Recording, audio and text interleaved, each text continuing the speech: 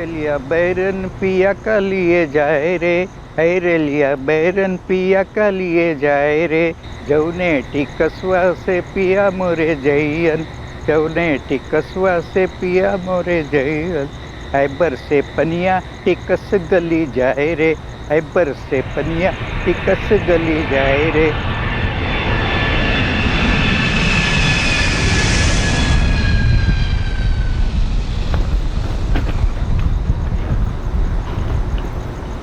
कमाल है यार, कोई लेने आया ही नहीं। टैक्सी स्टैंड पर कोई टैक्सी भी नहीं है। हाँ।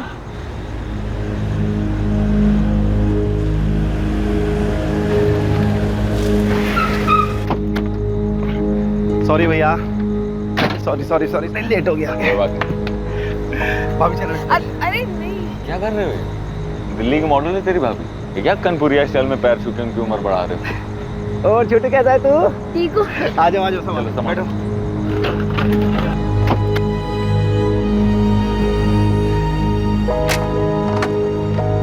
हैरेलिया बैरन पिया का लिए जाए रे, हैरेलिया बैरन पिया का लिए जाए रे, जौने टिकसवा से पिया मोरे जैयन, जौने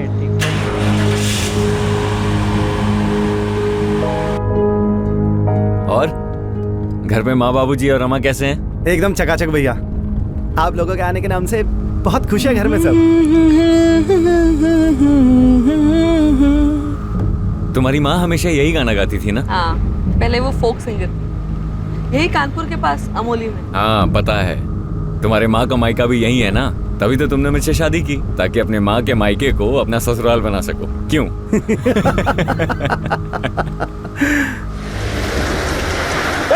अरे कौन है तुम? कौन है तुम? संतोष अपनी पत्नी शगुफ्ता और बेटे कबीर के साथ कानपुर आया हुआ था अपने घर, अपने परिवार वालों से मिलने।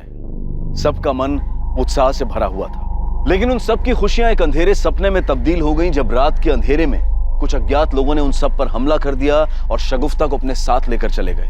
क्या इस हमले के पीछे वहां के लोकल गुंडों का हाथ था, या फिर यह हमला एक सोची समझी साजिश थी? ऐसी साजिश जो बहुत चालाकी से रची और निभाई गई थी। कौन था इस साजिश के पीछे और कहां थी शगुफ्ता? इन 24 घंटों में शगुफ्ता के परिवार में बहुत कुछ बदल गया था।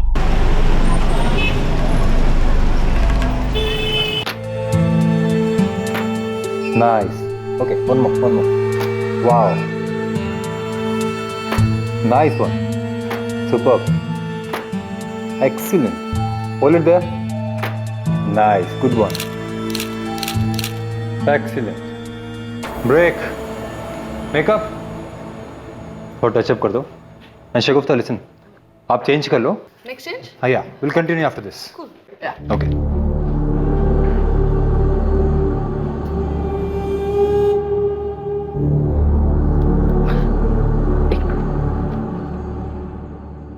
संतोष, तुम कब आए? जब तुम अपना मेकअप ठीक करवा रही थी। स्टॉप इट, तुम फिर शुरू हो गए। जेलस हबी? यार तुम्हें कोई छूता है ना तो तुम्हें बहुत गुस्सा आता है, पता है बाबा, लेकिन ये मेरा प्रोफेशन है ना। हाँ, एनीवे ये सब छोड़ो, तुम बताओ क्यों आए थे? क्यों आए थे मतलब? 10 बजे की फ्लाइट है। हाँ तो फ्लाइट रात को 10 बजे की है ना, तो अभी बस 2 ही बजे होंगे। हाँ, मैंने सोचा कि इस टाइम पे हम दोनों साथ में जाके माँ बाबूजी के लिए कुछ ले लेते हैं। वैसे डोंट वरी, मैंने माँ बाबा दिवाकर और रमा के लिए शॉपिंग ऑलरेडी कर दी। कब? जब तुम अपना बिजनेस आगे बढ़ाने में बिजी थे। Thank you. अच्छा चलो, अब तुम जाओ, मुझे लेट होना। चल, see you soon. Bye bye.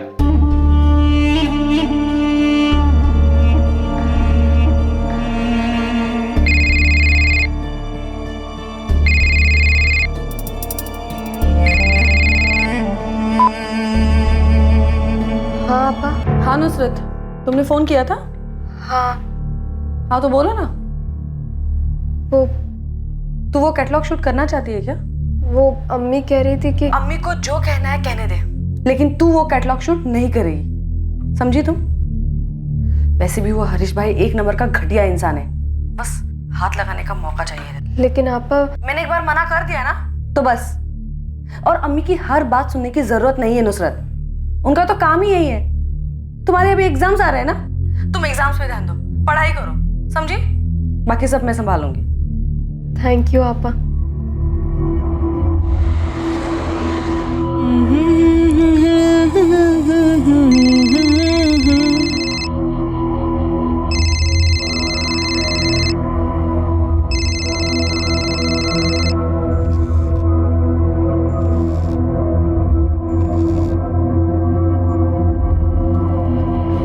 तुझे शूट पे जाना था, गई क्यों नहीं तू?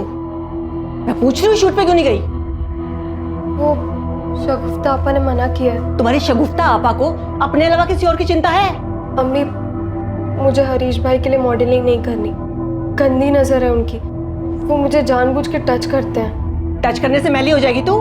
लेकिन अम्मी, मुझे मॉडलिंग ही नहीं करनी है।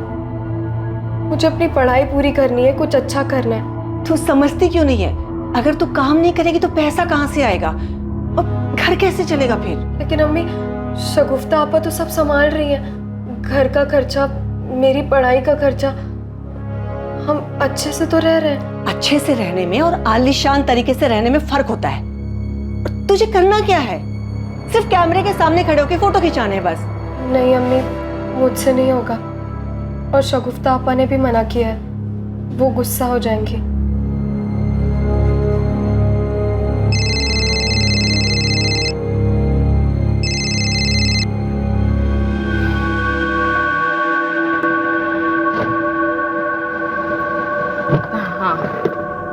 हाँ हो जाएगा। हाँ हाँ, मैं बस नीचे हूँ। हाँ, ऊपर ही आ रही हूँ मैं। हाँ हाँ इकबाल, तुम यहाँ पर क्या कर रहे हो? ना तेरी अम्मी फोन उठा रही है और ना ही तेरी बहन। इकबाल, तुम्हें जो भी बात करनी है ना, अम्मी से बात करो। मेरी बहन को बीच में घसीटने की जरूरत नहीं है, समझे तुम?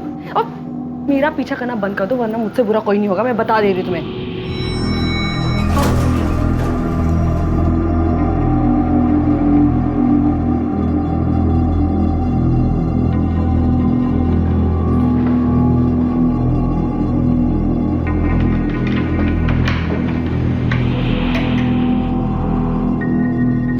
अम्मी, हाँ दिवाकर, सब पैक हो गया है।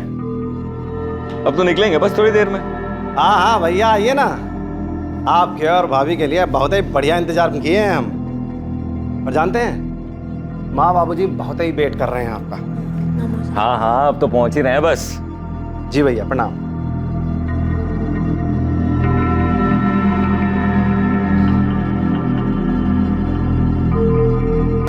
आप लोगों के आने के नाम से बहुत खुश हैं घर में सब। अरे कौन है तुम?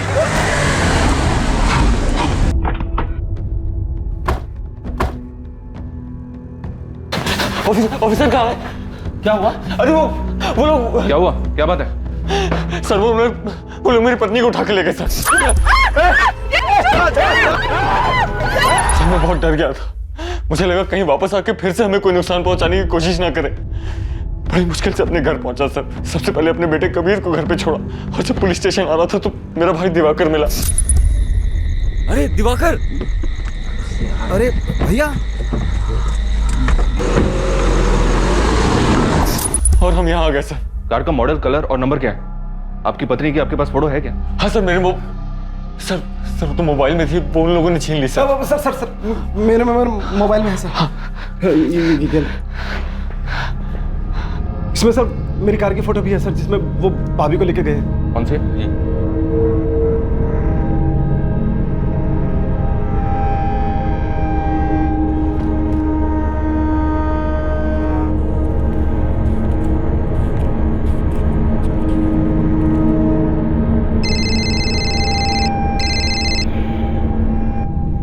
हेलो। हेलो मम्मी, शगुफ्ता।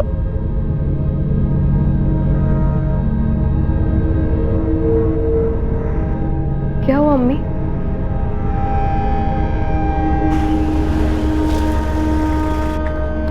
पापा, अम्मी गए।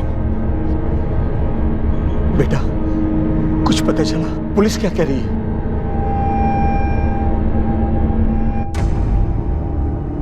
शगुफ्ता की खोज बड़े पैमाने पर की जा रही थी। जगह जगह नाकाबंदी लगा दी गई थी, बैरिकेड लगाए जा रहे थे। सभी कार्स को बारीकी से चेक किया जा रहा था। हिस्ट्री शीटर से भी पूछताछ की जा रही थी। जी सर। कुछ पता चला? हर नाके पर हर जगह चेक किया सर। पर कुछ पता नहीं चला। वहाँ भी चेक किया जहाँ ये सब हुआ था। किसी शटर से कुछ मिला? सर वो लोग भी यही कह रहे हैं कि उन्हें नहीं पता कि ये काम किसने करवाया या किस गैंग का काम है। हो सकता है कोई नया गैंग हो। कार की क्या अपडेट है? नो सर, कार अभी तक मिली नहीं। संतोष और शगुफ्ता रात को 2 बजे एयरपोर्ट पहुंचे। एयरपोर्ट के बाहर से दिवाकर की गाड़ी में वो घर की तरफ जा रहे थे, जो कि शांति नगर में। सर एयरपोर्ट से शांति नगर पहुँचने में दिन के ट्रैफिक में तकरीबन 45 मिनट लगते हैं। रात में तो 20 मिनट से ज़्यादा नहीं लगना चाहिए। जब ये अटैक हुआ मेरे ख्याल में तब 2:30 बज रहे होंगे। और उसके बाद जैसा कि संतोष ने बताया, जी हाँ सर, फिर ये लोग कार लेकर कानपुर से फतेहपुर की तरफ बढ़े। संतोष और उसके बेटे कबीर को कार से उतार दिया। उस वक्त करीब 3 बजे होंगे। फिर 5 बजे ये लोग पुलिस स्टेशन आए। 3 से 5 के बीच में ये गुंडे शगुफ्ता और कार को लेकर फतेहपुर होते हुए निकल गए होंगे, प्रयागराज, बनारस या फिर कहीं भी। एक काम करो, शगुफ्ता और कार का फोटो आसपास के शहरों में डिस्ट्रिक्ट में भिजवा दो। एयरपोर्ट के आसपास पूछताछ करो, सीसीटीवी चेक करो। हो सकता है कोई बंदा इनको एयरपोर्ट के पास से ही फॉलो कर रहा हो। कार का नंबर और मॉडल आसपास के सभी गैरेज में भिजवा दो। शायद कार को बेचने की भी कोशिश हो। किसी ना किसी ने तो इनको देखा होगा। खबरी को भी काम पे लगा दो। बैठ जा। पुलिस ढूंढ रही है नुसरत, लेकिन कुछ पता नहीं चल पा रहा है। अरे काली, बिना शक्कर वाली चाय लाओ हमारे लिए। कहा है हमारी डाइट खराब करने में तो लियो। जीजू मुझे बहुत डर लग रहा है। आप लोग पुलिस पर प्रेशर डालिए ना, पता नहीं आपा किस हाल में होंगे।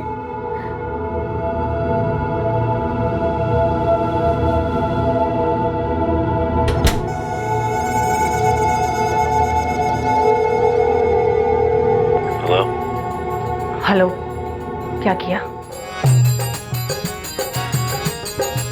सब हो गया है, निश्चिंत रहो।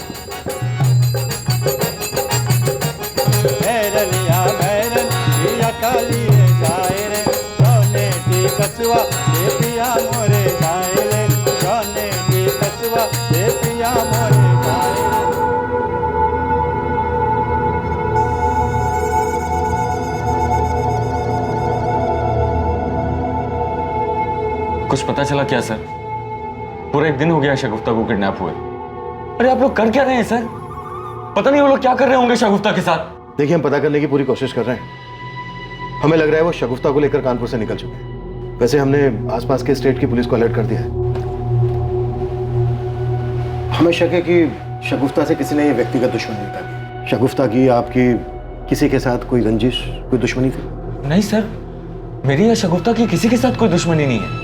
इनफैक्ट 4 साल से मैं दिल्ली में रह रहा हूँ। मेरा खुद का बिजनेस है वहाँ पे। किस चीज की?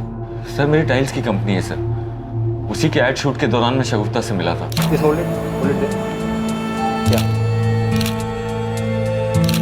Very nice, very nice.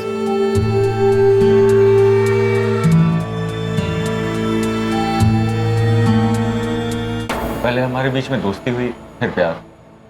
कुछ ही दिनों के बाद मैंने उससे शादी के लिए कहा और वो मान गई।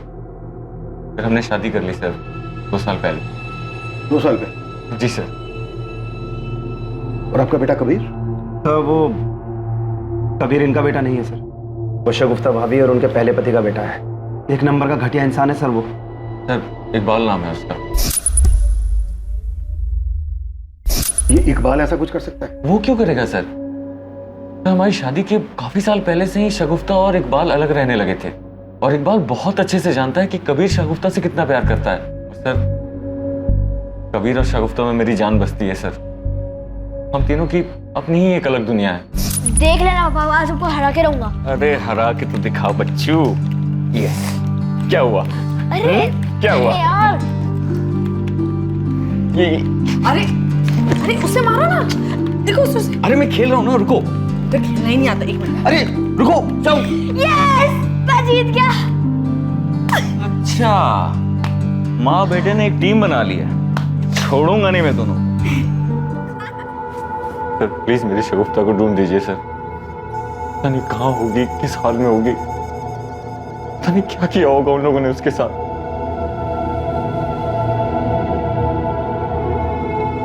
पापा, वो लोग अम्मी को कहाँ ले गए?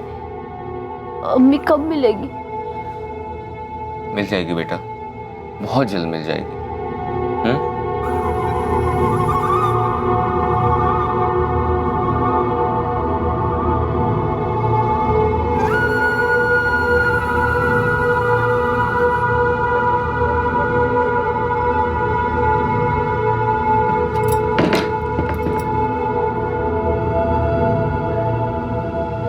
ये जो कुछ भी हो रहा है सही नहीं हो रहा है।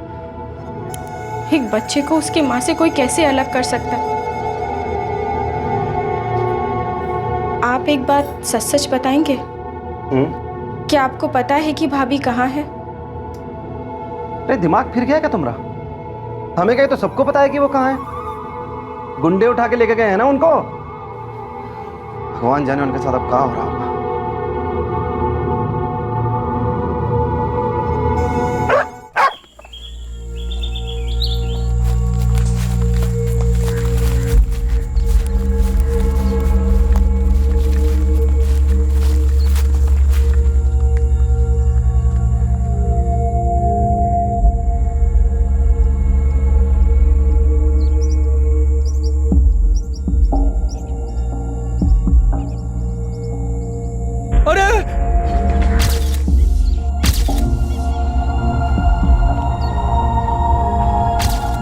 चेहरा साफ करो इसका। जी हाँ सर, बॉडी पर मल्टीपल स्टैबिंग्स है। हो सकता है रेप भी क्या हो। बॉडी पर गहने वगैरह कुछ भी नहीं है। शायद उन लोगों ने पैसे और गहने लूट कर इसे मार दिया और गाड़ी लेकर फरार हो गए। इसकी बॉडी पर 5 वार किए गए, बहुत पास पास। ऐसा लगता है कि वार एक के बाद एक हुए। इसने काफी स्ट्रगल भी किया होगा। और रेप? जी नहीं, रेप नहीं हुआ है। Are you sure doctor? Yes, rape नहीं हुआ है। Time of death? इसकी मौत लगभग 72 घंटे पहले हुई है। 72 घंटे पहले? यानी 18 अगस्त की रात को जब इसको अबडक्ट किया गया होगा तभी मार दिया गया होगा। जी, बॉडी डिकम्पोज होना शुरू हो गई है। देखने में तो सिंपल लग रहा है सर। पैसे गहने लूटने के बाद उन लोगों ने उसे मार दिया। उस वक्त कार में सिर्फ 4 लोग थे, दिवाकर, संतोष, शगुफ्ता और उनका बेटा कबीर। गुंडों ने सबसे पहले दिवाकर पर अटैक किया, उसे बेहोश करके वहीं फेंक दिया। फिर कार को ड्राइव करके वो जंगल की ओर ले गए और वहां पर संतोष के रोने गिड़गिड़ाने के बाद उन्होंने संतोष और उसके बेटे कबीर को उतार दिया। अगर उनका मकसद सिर्फ लूट था तो वो शगुफ्ता को भी वहीं उतार देते, उसे अपने साथ नहीं लेकर जाते। इससे तो एक ही पॉसिबिलिटी बनती है, रेप। हाँ, रेप। वो एक औरत को अपने साथ इसलिए लेकर गए ताकि उसका रेप कर सके, जैसा कि अक्सर क्रिमिनल माइंड होता है। लेकिन उन्होंने शगुफ्ता का रेप नहीं किया, उसके जेवर लूटे और मल्टीपल स्टेपिंग करके उसको मार दिया। हो सकता है सर वो लोग उसे भी ना मारना चाहते हो, बट शगुफ्ता ने उनका चेहरा देख लिया होगा। हो सकता है, लेकिन अब भी सवाल वहीं का वहीं है कि जब उन्हें शगुफ्ता का रेप करना ही नहीं था तो उसे अपने साथ लेकर क्यों गए? और अगर लूट करने के बाद शगुफ्ता को मारना ही था तो बाकी सबको क्यों छोड़ दिया, उन्हें क्यों नहीं मारा? त्रिवेदी, पता नहीं क्यों मुझे ऐसा लग रहा है कि शगुफ्ता का अबडक्शन उसे मारने के लिए किया गया था। कोई तो है जो किडनैपिंग की आड़ में शगुफ्ता को मारना चाहता था।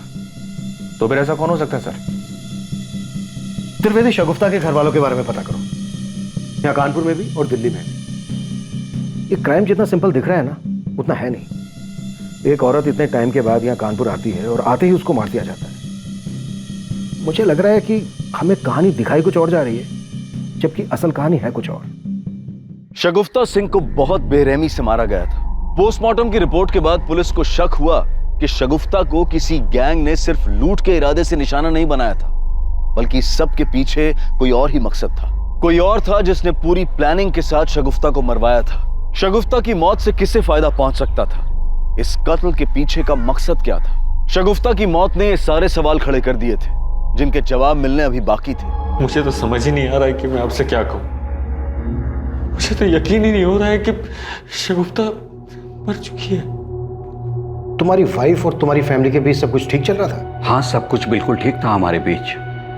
वो हमारे घर की बहू थी, क्या बुरा हो सकता था? लेकिन आपके पड़ोसियों का तो कुछ और ही कहना है। अरे कुछ भी ठीक नहीं था सर। शादी के बाद संतोष अपनी पत्नी को लेकर आया था, लेकिन उसके बाप ने घर में पैर तक रखने नहीं दिया। पूरे खानदान के मुंह पर काली खमली है तुमने। एक तो एक बच्चे की माँ और ऊपर से उन लोगों की। अरे हमारे में क्या लड़कियों का अकाल पड़ गया है? कान खोलकर सुन ले, इसे तो हम किसी भी कीमत पर नहीं अपनाएंगे। और अगर तूने इसे तलाक नहीं दिया ना तो तुझसे भी सारे रिश्ते तोड़ लेंगे, याद रखना। तू अपनी औलाद से कोई कब तक नाराज रहे। और शगुफ्ता बहुत अच्छी लड़की थी। तो आपने उसे माफ कर दिया था? हाँ, माफ कर दिया था। वो और कबीर हमारे परिवार का हिस्सा है और मेरा बेटा उससे इतना प्यार करता था। हाँ, मैं शगुफ्ता से बहुत प्यार करता था, करता हूँ। लेकिन हमने तो सुना है शगुफ्ता से काफी नाराजगी थी, तो उसकी आदतों से काफी प्रॉब्लम थी। आई न्यू इट सर, वो शगुफ्ता को जरूर नुकसान पहुंचाएगा। वो तो हर समय ना उसको डोमिनेट करने की कोशिश करता रहता था। बहुत ही घटिया सोच वाला इंसान है ये संतोष।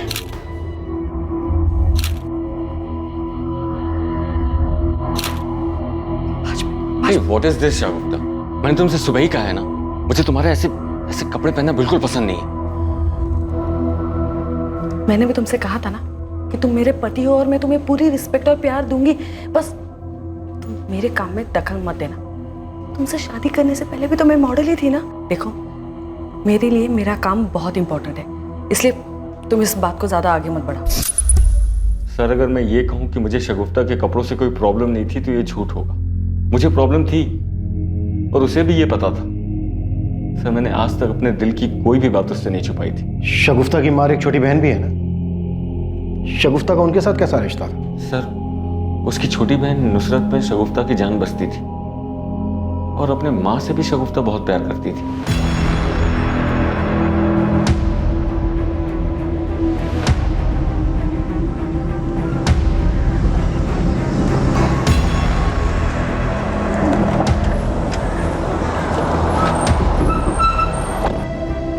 पूरे हैं, गिन लेना। मैं जानती हूँ मेरी बेटी को किसने मारा। इकबाल, इकबाल ने मारा है मेरी बेटी को। इकबाल ऐसा क्यों करेगा? संतोष का तो कहना है कि शगुफ्ता और इकबाल काफी पहले ही अलग हो गए थे। हाँ, अब वो अलग रहते थे, लेकिन शगुफ्ता ने संतोष से मिलने के बाद इकबाल से डाइवोर्स के लिए अप्लाई किया था। वो संतोष के साथ शादी करना चाहती थी, लेकिन इकबाल उसे तलाक देने के लिए तैयार ही नहीं था। वो तो बौखलाया हुआ था।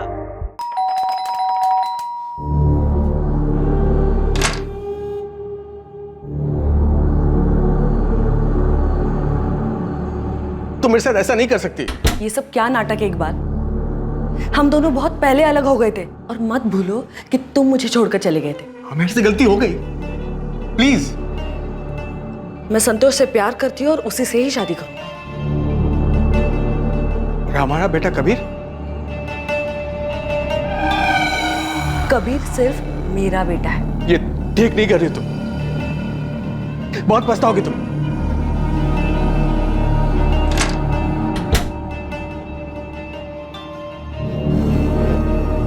मैंने बहुत प्यार से पाला था सर अपनी बच्ची को। मैंने सोचा भी नहीं था कि उसके साथ ये सब हो जाएगा। आपका नाम रागनी है और आपकी दोनों बेटियों का नाम शगुफ्ता और नुसरत। जी, मैं यही कानपुर के पास अमोली की रहने वाली हूँ। फोक सिंगर थी, अभी भी कभी कभी गा लेती हूँ। प्रोग्राम के दौरान शगुफ्ता के अब्बू अशफाक से मेरी मुलाकात हुई। मुझे प्यार हो गया और हमने शादी कर ली। शादी के 3 साल बाद मेरे हस्बैंड की डेथ हो गई। सर, मैं ही जानती हूँ कि मैंने अपने दोनों बच्चियों को कैसे पाला है। रागनी जी, इस हिसाब से तो आपकी छोटी बेटी बहुत छोटी है। जी, नुसरत मेरे जेठ की बेटी है।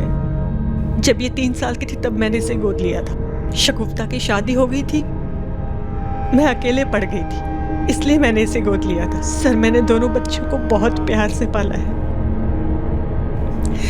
आप उस इकबाल को पकड़िए सर। कहाँ मिलेगा ये इकबाल?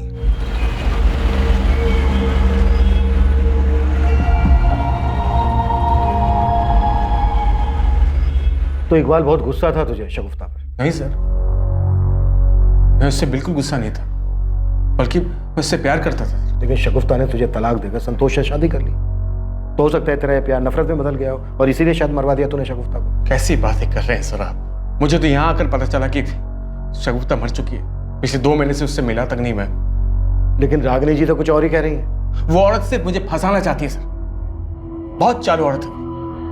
पैसों के लिए किसी भी हद तक जा सकती है। मुझे पता है कि अभी ये सब क्यों बोल रही हो। क्यों? क्योंकि 7 लाख रुपए लिए हैं मुझसे उसने और देने का नाम तक नहीं ले रही हो। लेकिन तूने उन्हें 7 लाख रुपए दिए क्यों? शगुफ्ता के नाम पर। मेरा प्रोडक्शन हाउस अगर नुकसान में नहीं होता तो ये पैसे मैं तुमसे कभी नहीं लेती। ठीक, शगुफ्ता को मना लीजिए प्लीज, मैं उसके बिना नहीं रह सकता। अरे चिंता मत करो, शगुफ्ता तुमसे बहुत प्यार करती है।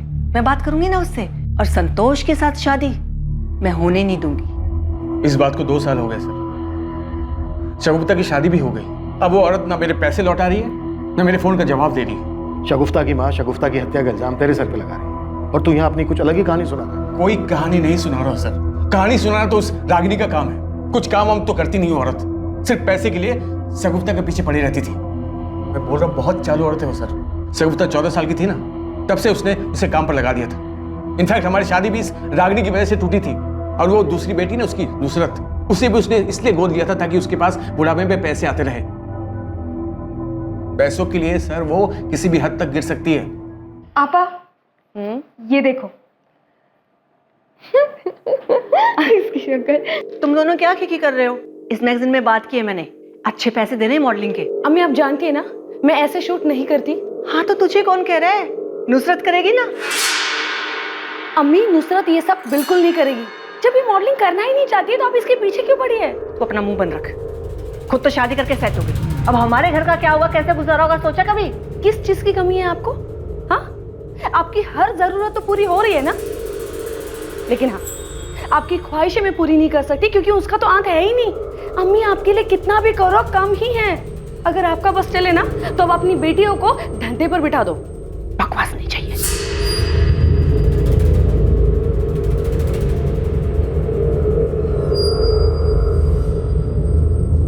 हाँ हाँ आप चिंता मत कीजिए, आ जाएगी। सुन, दिल्ली से हरीश भाई का फोन था। पिछली बार तो एडजस्ट कर लिया था उसने, इस बार नहीं गई तो प्रॉब्लम हो जाएगी। लेकिन अम्मी अभी अभी तो शगुफ्ता आपा का इंतकाल हुआ और अभी आप मुझे ये सब कह रही हैं। तेरी शगुफ्ता आपा नहीं है इसलिए तो कह रही हूँ। अब घर को कौन संभालेगा? तुझे ही संभालना पड़ेगा ना। देख तू भले ही मेरे लिए कुछ मत कर, अपने लिए भी कुछ मत कर, लेकिन वो मासूम कबीर, उसकी जिम्मेदारी तो हमारे ऊपर है ना। टिकट्स करवा दें तुम्हारी, पैकिंग कर लो। आप नहीं आएंगी? नहीं, मुझे यहाँ कुछ काम है। कबीर थोड़ा सा खा लो बेटा। मुझे भूख नहीं है, मुझे सिर्फ अम्मी चाहिए।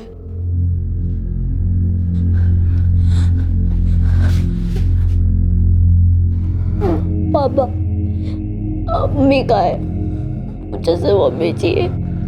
कबीर, तुम्हें याद है ना अम्मी क्या कहा करती थी? जो बच्चे अच्छे से खाना खाते हैं अम्मी उसी से प्यार करती है, याद है ना? तुम्हें अम्मी का प्यार चाहिए तो अच्छे से खाना खाना होगा ना, अम्मी बुरा मान जाएंगी। आप भी तो खाना नहीं खा रहे, अम्मी बुरा मानेगी ना।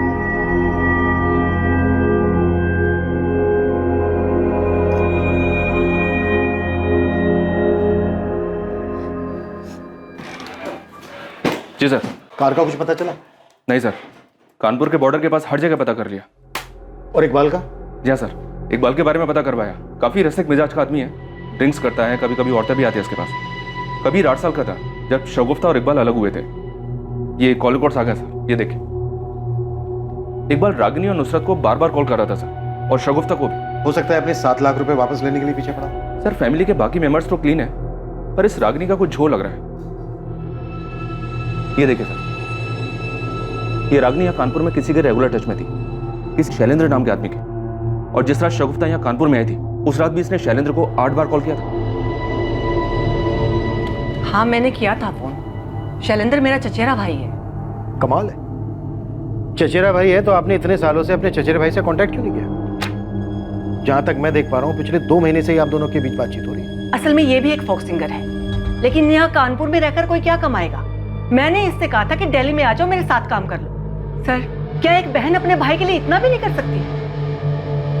हम तो गाने बजाने वाले लोग हैं साहब, लेकिन यहाँ फिल्मी गानों के आगे अब लोग हमें पूछते ही कहाँ हैं। वो तो रागिनी दीदी ने कहा कि वो मेरे साथ एल्बम निकालेंगी, तो मैंने भी हाँ कह दिया।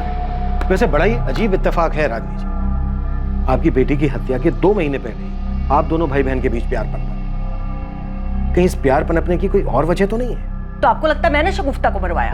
अच्छा, वो आपने खुद अपने मुंह से कह दिया। वरना एक माँ अपनी बेटी की हत्या करवा सकती है, ये सोच के भी बुरा लगता है। ऐसे जो औरत अपनी बेटी के पहले पति से अपनी बेटी के नाम पर पैसे ले सकती है और एक बच्ची को इसलिए गोद ले सकती है कि अपने स्वार्थ के लिए उसकी इच्छा के विरुद्ध उससे काम करवा सके, औरत कुछ भी कर सकती है। मैं अच्छी तरह से जानती हूँ आपके कान में ये सब बातें कौन डाल रहा है। मुझे बस इतना पता है कि मैंने कुछ नहीं किया, ये सारा किया धरा उस इकबाल का है। शगुफ्ता उसे मिली नहीं तो उसने बर्बाद दिया उसे, और अब सारा इल्जाम मुझ पे लगा रहा है। सर, अगर आपको मेरे खिलाफ कोई भी सबूत मिले तो आप गिरफ्तार कर सकते हैं मुझे। साहब सच में हमने कुछ नहीं किया।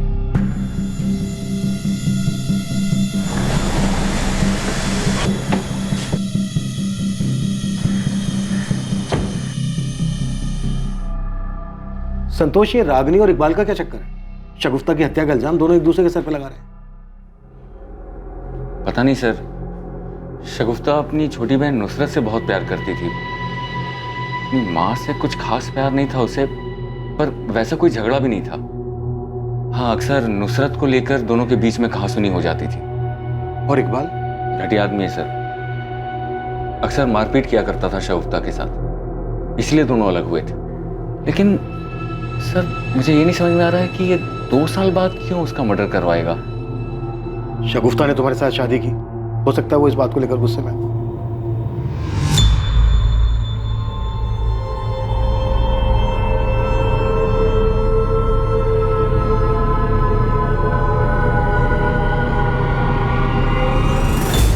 सर, दिल्ली पुलिस ने शगुफ्ता की बिल्डिंग की सीसीटीवी फुटेज भेजी है। 17 अगस्त की फुटेज है ये।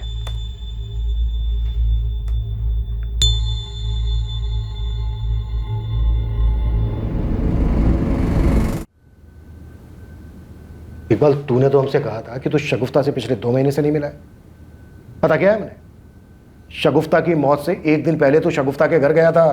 हाँ सर, मैं वहां पर गया था क्योंकि रागिनी ना मेरा फोन उठा रही थी ना मेरे पैसे लौटा रही थी, तो शगुफ्ता से यही कहने गया था मैं। अगर तू सिर्फ पैसों की बात करने गया था तो ये क्या है? क्या है ये? अब आगे बकेगा या आगे की कहानी भी दिखाऊं? शगुफ्ता, देख, जहां प्यार होता है ना, वहीं इतना गुस्सा होता है। मैं जानता हूं तुम मुझसे बहुत प्यार करती है ना? दिमाग खराब हो गया तेरा? हाँ, मेरे दिल में तेरे लिए कुछ भी नहीं है, न प्यार न गुस्सा न नफरत, कुछ नहीं, समझा तू? तू झूठ बोल रही है, मुझे मालूम है। तू मुझे जलाने के लिए उस संतोष से शादी की। देख, तेरे से अलग होने के बाद तेरी वैल्यू समझाऊं मैं। देख प्लीज, संतोष को छोड़ के मेरे पास आ जा प्लीज। इस गलतफहमी में मत रहना तुम। मैं संतोष से इसलिए शादी करी क्योंकि मैं उससे प्यार करती हूँ, और तेरे लिए ना मेरे दिल में कुछ भी नहीं है। अपने दिमाग में डाल दे, कुछ भी नहीं। सर, मैं शगुफ्ता से बहुत प्यार करता था और वहां सिर्फ मैं उसे मनाने गया था। और वो जब नहीं मानी तो मरवा दिया, ये सोचकर कि अगर वो तेरी नहीं हो सकती तो फिर किसी की नहीं हो सकती। मैं उसे कैसे मरवा सकता? मैं उससे बहुत प्यार करता था, अब भी करता हूं। बहुत मोटी चमड़ी है ना तेरी, ऐसे नहीं मानेगा। द्विवेदी, एकदम ससुराल वाली खातिर करना है। इकबाल ने मारा है शगुफ्ता भाभी को, पुलिस ने पकड़ लिया है उसे। अब्बू? कबीर, मैं तुम्हारा पापा हूं, उस आदमी से तुम्हारा कोई लेना देना नहीं है। आज से मैं ही तुम्हारा पापा और तुम्हारी अम्मी भी।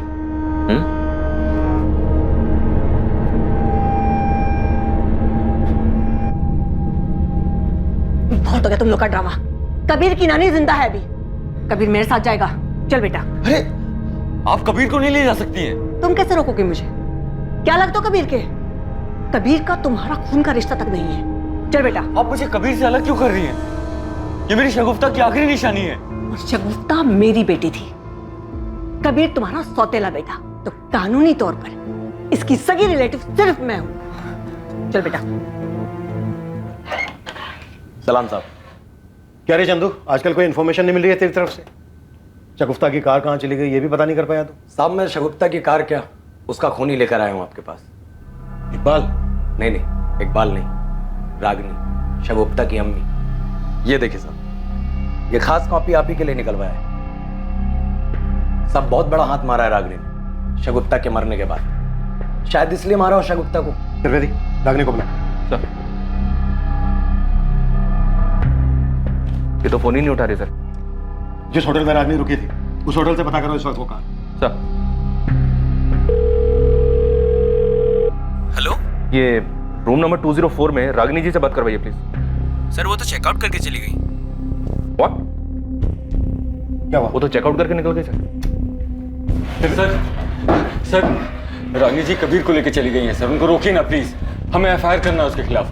त्रिवेदी, रागनी के नंबर से पता करो कि उसने कोई कैब बुक की है क्या। हर नाके को अलर्ट करो, किसी भी हाल में ये औरत हमारे यहाँ से निकल लेनी चाहिए। नानी प्लीज मुझे पापा के पास ले चलो, प्लीज प्लीज। चुपचाप बैठे रहो। सर पता चल गया, रागिनी ने स्पीड अप कैब बुक किया, एयरपोर्ट की तरफ गई है। इससे पहले कि वो एयरपोर्ट पहुंचे, अरेस्ट, मूव।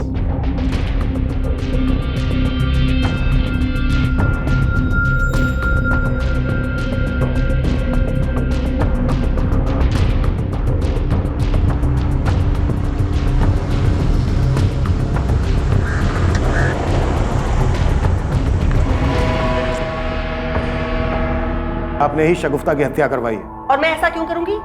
शगुफ्ता की उस जमीन के लिए जिस पर आपकी बहुत दिनों से नजर थी। शगुफ्ता ने यहाँ कानपुर में काफी जमीन खरीद ली थी, दिल्ली में भी काफी प्रॉपर्टी बना ली थी। शगुफ्ता के विल के हिसाब से उसके मरने के बाद उसका सब कुछ उसके बेटे कबीर के नाम हो जाता और पावर ऑफ अटॉर्नी आपको मिल जाता। शगुफ्ता के मरते ही आपने उसकी कानपुर की सारी जमीन बेची। इनफैक्ट पिछले 2 महीने से यह जमीन बेचने की आप प्लानिंग कर रहे हैं, इसीलिए पिछले 2 महीने से आप अपने चचेरे भाई शैलेन से लगातार बात कर रहे हैं। ये आप क्या कह रहे हैं? आपके चचेरे भाई शैलेन ने सब कुछ बता दिया। शगुफ्ता से पैसे निकलवाना आपके लिए मुश्किल हो गया था, क्योंकि वो आपकी फितरत समझ गई थी। लेकिन शगुफ्ता की मौत के बाद आपको काफी फायदा होगा। एक तो आप नुसरत से बड़े आराम से काम करवा सकते थे, दूसरे शगुफ्ता की मौत के बाद जो उसकी प्रॉपर्टी उसके बेटे कबीर के नाम होने वाली थी, उस पर राज कर सकते थे। इनफैक्ट आप कबीर को अपने साथ इसीलिए लेकर जा रही थी ताकि बाकी बची हुई प्रॉपर्टी को आप अपने काबू में ले सके, उस पर हक जमा सके। फिर कौन जाने, प्रॉपर्टी के लालच में एक ना एक दिन आप कबीर को भी मरवा देते। अब सच सच बताइए रागनी जी, किससे मरवाया आपने शगुफ्ता को? किसे दी थी सुपारी? मैं आपकी सारी बातें मानती हूँ, मैं मानती हूँ कि मैं बहुत बुरी माँ हूं, लेकिन इतनी बुरी नहीं कि अपनी ही बच्ची की जान ले लूं मैं। आप जैसी औरत ना लालच के लिए कुछ भी कर सकते हैं। सर इकबाल रागिनी के फोन कॉल्स डिटेल्स सब चेक कर लिए, पर दोनों में कुछ भी सस्पिशियस नहीं दिख रहा है। इस केस की खास कड़ी वो कार जिस कार में शगुफ्ता को ले जाया गया था, उस कार के बारे में हमें अभी तक पता नहीं चला सर।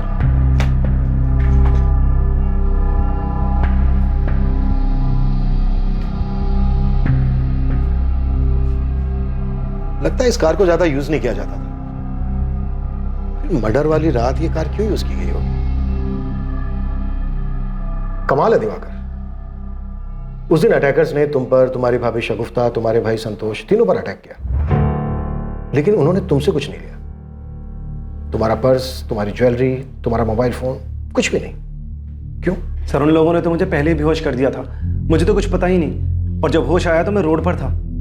वो तो बाद में मुझे संतोष भैया रास्ते पर मिल गए। अच्छा, ये गुंडे जो तुम्हारी कार लेकर गए वो काफी पुरानी है ना? जी सर, वो मेरे पापा की कार है, 25 साल पुरानी। और तुम्हारे पास तो एक नई बड़ी महंगी कार भी है। उस दिन दिल्ली से तुम्हारी मॉडल भाभी आ रही थी, लेकिन उन्हें लेने के लिए तुमने अपनी नई कार नहीं निकाली, वो पुरानी कार लेकर, वो भी वो पुरानी कार जिसे स्पेशली एक ही दिन पहले तुमने ठीक करवाया था। ये बात मेरी कुछ समझ में नहीं आई, समझा पाओगे? हाँ, दिवाकर भैया तो आए थे यहाँ कार ठीक करवाने। कब? 16 अगस्त को। 17 अगस्त को कार ले गए थे। और कुछ कह रहा था वो? वैसा तो कुछ नहीं, बस पूछ रहे थे कि ये कार कितने में बिकेगी। मैंने तो कह दिया कि यहाँ कानपुर में कोई ज्यादा पैसे नहीं देंगे। दिवाकर साहब, पुलिस अपना पूरा होमवर्क करती है, ऐसी हवा में कोई बात नहीं करती।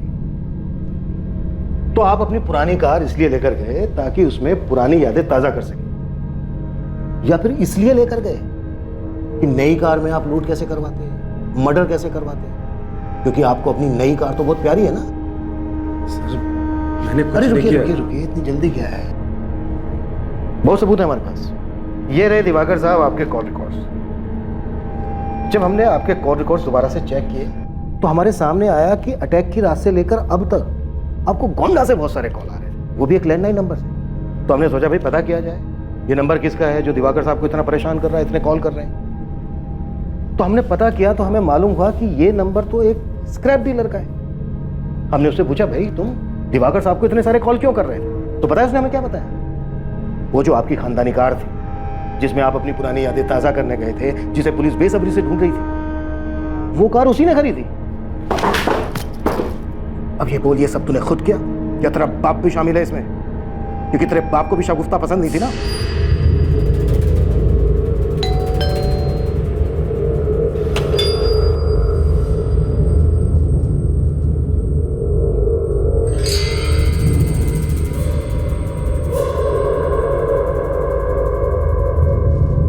तुम पुराने ख्यालों के ही रहो। इतनी घटिया सोच है तुम्हारी। गर्लफ्रेंड मॉडल थी तो सब ठीक था, कोई बात नहीं, लेकिन जब वो वाइफ बन गई तो उसे घर की चार दीवारी में रहना चाहिए था। ऐसी घटिया मेंटेलिटी है ना तुम जैसे लोगों की, संतोष। बहुत प्यार करता था मैं शगुफ्ता से, पहली नजर में ही प्यार हो गया था उससे। Very nice, very nice. अपने बाबा के मना करने के बाद भी मैंने उससे शादी की।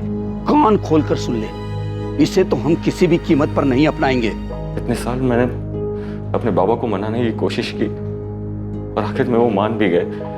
बस वो चाहते थे कि शगुफ्ता मॉडलिंग छोड़ दे।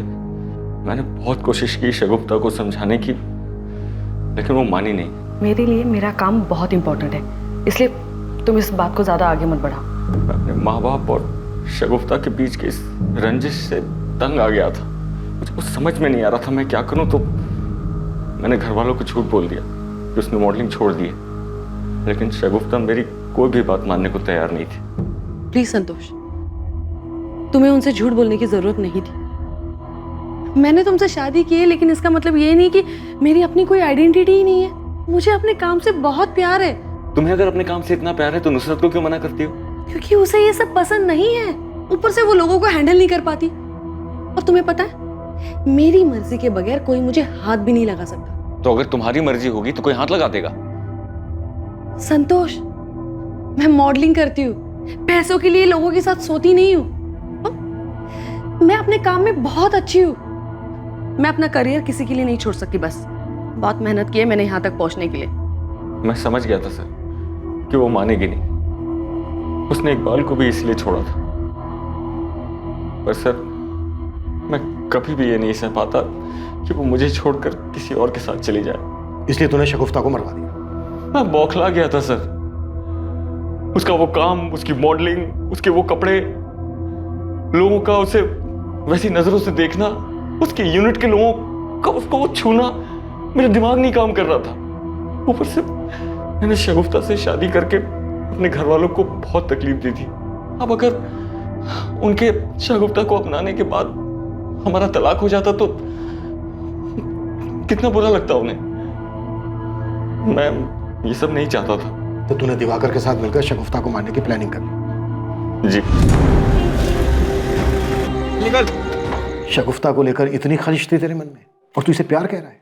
प्यार नहीं था ये। तुझे बस एक खूबसूरत ट्रॉफी वाइफ चाहिए थी जिसे तू दुनिया को दिखा सके। अगर तू सच में प्यार करता ना शगुफ्ता से, तो उसकी इज्जत करता, उसके काम की इज्जत करता, उसके सपनों की इज्जत करता, उसे उसकी खुशी चुनने देता, जबरदस्ती उसे अपने रंग में रंगने की कोशिश नहीं करता।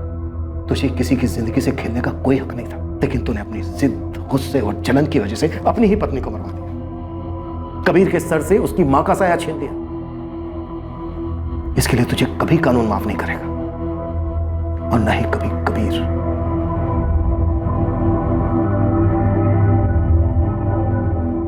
कैसा प्यार था ये? क्या ये सच में प्यार था, या ये सिर्फ संतोष की जिद थी?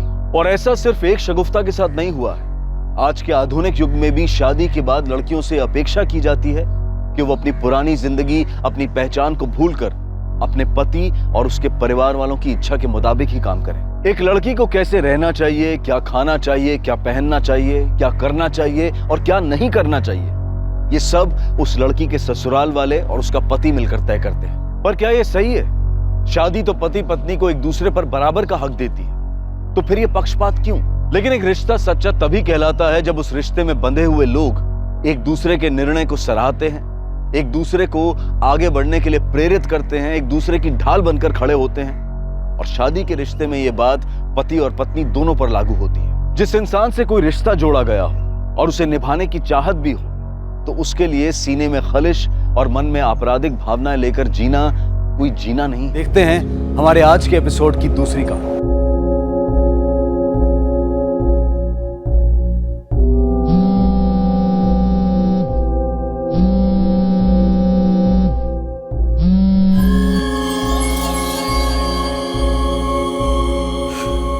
तपन मेरा फोन नहीं उठा रहा है।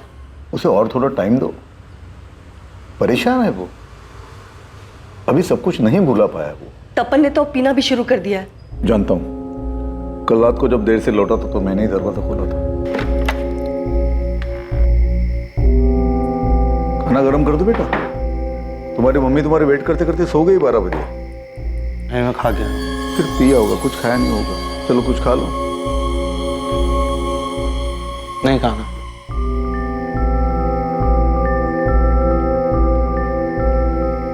तपन,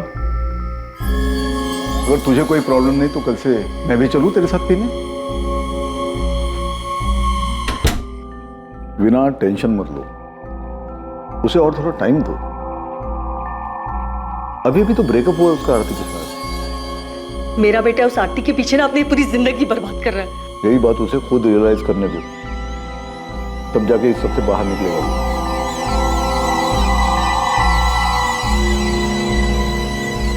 क्या ला तपन? मुझे तुझसे कोई बात नहीं करनी है, समझे? आरती शादी कर रही जीतू से। डेट फाइनल हो चुकी है, 7 नवंबर। मैंने तुझे कहा था कि उससे पूछ कर और मुझे बता। नहीं, तूने नहीं कहा था, लेकिन तुझे पता होना चाहिए। तुझे पता होना चाहिए जिस ब्रेकअप को लेकर पिछले 2 महीने से उदास घूम रहा है, उससे आरती को कोई फर्क नहीं पड़ रहा है। वो शादी कर रही है और अपनी लाइफ में आगे बढ़ रही है, खुशी खुशी। आगे से अगर मेरी मम्मी तुझे फोन करके मुझसे बात करने को कहे तो उनसे कहना मेरी लाइफ में दखल अंदाजी करने की जरूरत नहीं है। भाई तू कितना भी दुखियारा बन के घूम, आरती वापस नहीं आने वाली तेरी जिंदगी में। ठीक है Sanjay, leave me alone. She is gone. मुझे तेरी या किसी की हमदर्दी की कोई जरूरत नहीं है, और तरस खाना बंद करो मुझ पर। कई सालों के रिलेशन में गर्लफ्रेंड से ब्रेकअप ने एक आदमी को इस हद तक नाउम्मीद कर दिया था कि वो खुद को बर्बाद करने के रास्ते पर चल पड़ा और अपनी भावनाओं के बवंडर और तकलीफ से भागने की चाह ने तपन को उतावलेपन और लापरवाही की कगार पर लाकर खड़ा कर दिया था। कहते हैं कि लोगों का मिलना बिछड़ना, रिश्तों का बनना और बिगड़ना, ये सब संजोग है, सब नियति का खेल है जिस पर इंसान का कोई बस नहीं चलता। पर शायद दर्द में जी रहे 28 वर्षीय तपन गर्ग के लिए अभी ये बात स्वीकार कर पाना बहुत मुश्किल था। वो एक ऐसी अवस्था में था जिससे बहुत सारे नौजवान गुजरे होंगे और शायद आगे भी गुजरेंगे। भले ही रिश्ता खत्म हो चुका था, पर तपन के सर पर अपने आप को खत्म करने का जुनून सवार था।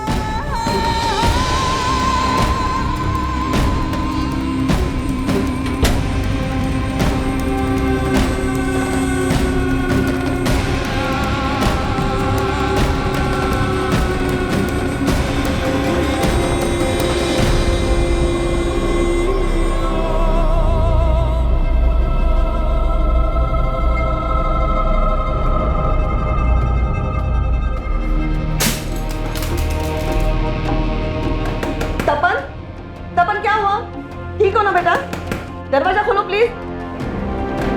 तपन, कोई चोट तो नहीं लगी ना तुझे?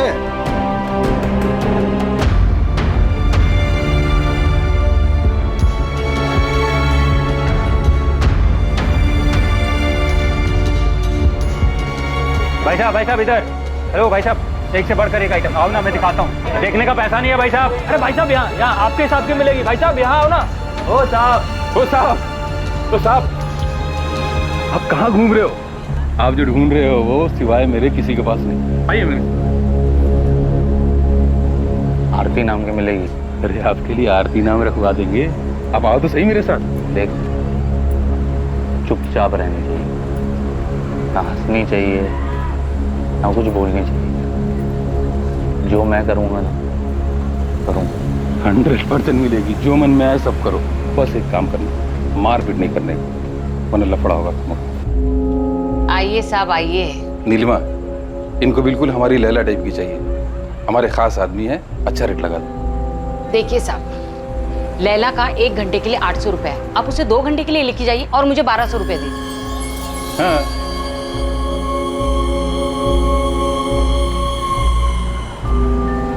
अब 2 घंटे के लिए लैला आपकी। अपने साथ नहीं लाए होंगे ना, तो ये पहन ले। लीजिए सर, पिए। आइए, आपको लैला से मिलवाते हैं आपकी। चलिए। और 2 घंटे में 5 मिनट हो ना, तो मैं दरवाजे पे आवाज दूंगी।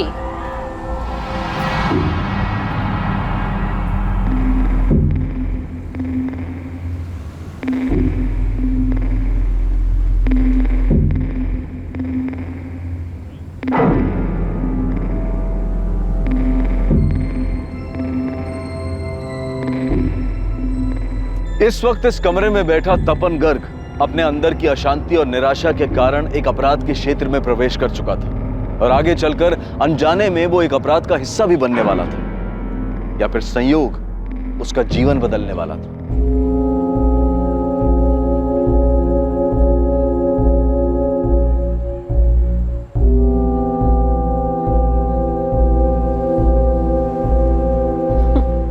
हंसना बंद करो आरती, मैंने कहा हंसना बंद करो। आरती मुझे चिढ़ाना बंद करो, नहीं तो मैं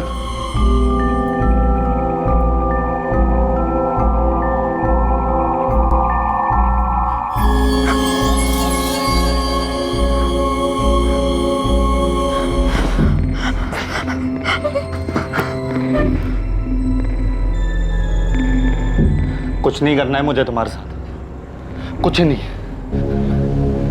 रिजेक्ट जानते हो क्या होता है? मुझे तुझे टच भी नहीं करना, कोई फीलिंग्स नहीं है तुम्हारे लिए मेरे अंदर। तुम आरती हो, आरती। तुम मुझे छोड़कर किसी और के साथ शादी कर रही हो, मुझे छोड़कर।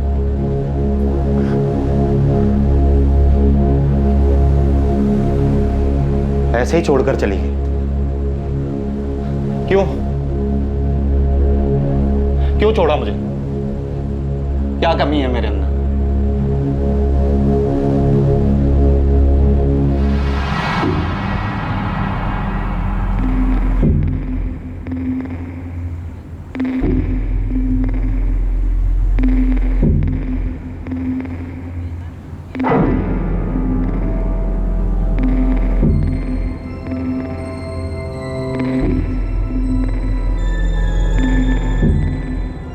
अभी 2 घंटे हुए नहीं है। तो मैंने तुमसे ब्रेकअप कर लिया है, तुम्हें समझ में नहीं आता है क्या? लेकिन अभी 1 घंटा बाकी है। तो मैं क्या करूं? अगर आप ऐसे चले गए तो मैडम को लगेगा मैंने आपको खुश नहीं किया। कल पूरा दिन मुझे खाना नहीं देंगी। तुम्हारे मैडम को मैंने 2 घंटे के पैसे दे दिए हैं एडवांस, वो मैं वापस नहीं लूँगा। मैडम को लगेगा कि आप जल्दी इसलिए चले गए क्योंकि मैंने आपको खुश नहीं किया।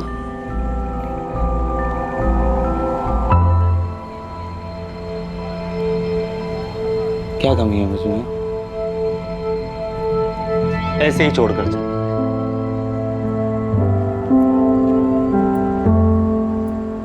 बोलती है कि अब रिलेशनशिप आगे नहीं बढ़ा। तुम्हें पता है मैं कितना प्यार करता था उससे, लेकिन वो मुझे ऐसे ही छोड़कर चली। मैंने उससे पूछा भी, वाह, कोई रीजन तो बता दो। बोलती है थक गई है अब रिलेशनशिप, मुझसे थक गई है, थक गई है।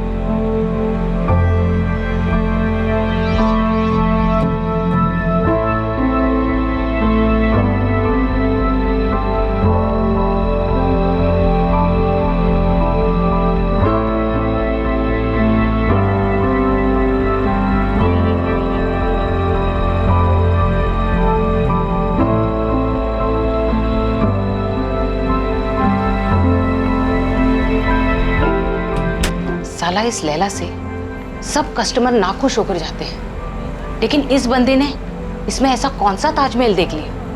दोनों सड़ियल हैं, जैसा वो वैसी लैला। अब दोनों की जम गई। हमारी फैमिलीज को हमारे रिश्ते से कोई प्रॉब्लम नहीं, कुछ भी नहीं। ना कोई कास्ट वार, ना रिच पुअर, कुछ भी नहीं। बस वो थक गए, अब मैं उसे पसंद नहीं। कुछ कमी दिखती है क्या मुझ में तुमको? हाँ?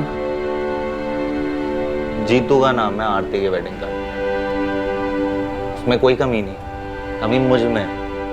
3 साल से मेरा आरती के साथ सब कुछ था, और जीतू को तो 6 महीने से जानती है, लेकिन कमी मुझ में। आरती के वेडिंग कार्ड पर मेरा नाम होना चाहिए था, मालूम है? कितना दर्द होता है मुझे, तुम जानती हो। एक हफ्ते से मैं तुमसे बात कर रहा हूं, तुमको फील नहीं होता है क्या मेरे अंदर का दर्द? मेरे अंदर कोई कमी है, बता सकती हो मुझे?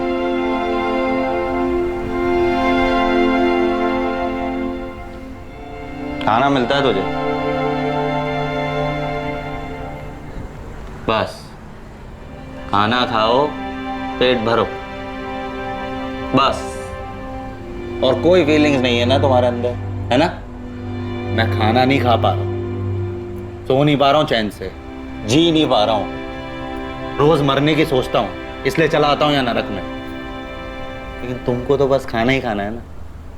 मुझे मेरे घर वापस जाना है। और मुझे मेरे घर जाना ही नहीं है, मरना है। आरती मेरी जिंदगी थी, वो चली गई तो मेरी जिंदगी भी चली गई। मुझे मेरे घर वापस जाना, मुझे यहाँ नहीं रहना। मुझे यहाँ जबरदस्ती लाया गया था। प्लीज मेरी हेल्प कर दो। तुम मुझसे हेल्प मांगो प्लीज।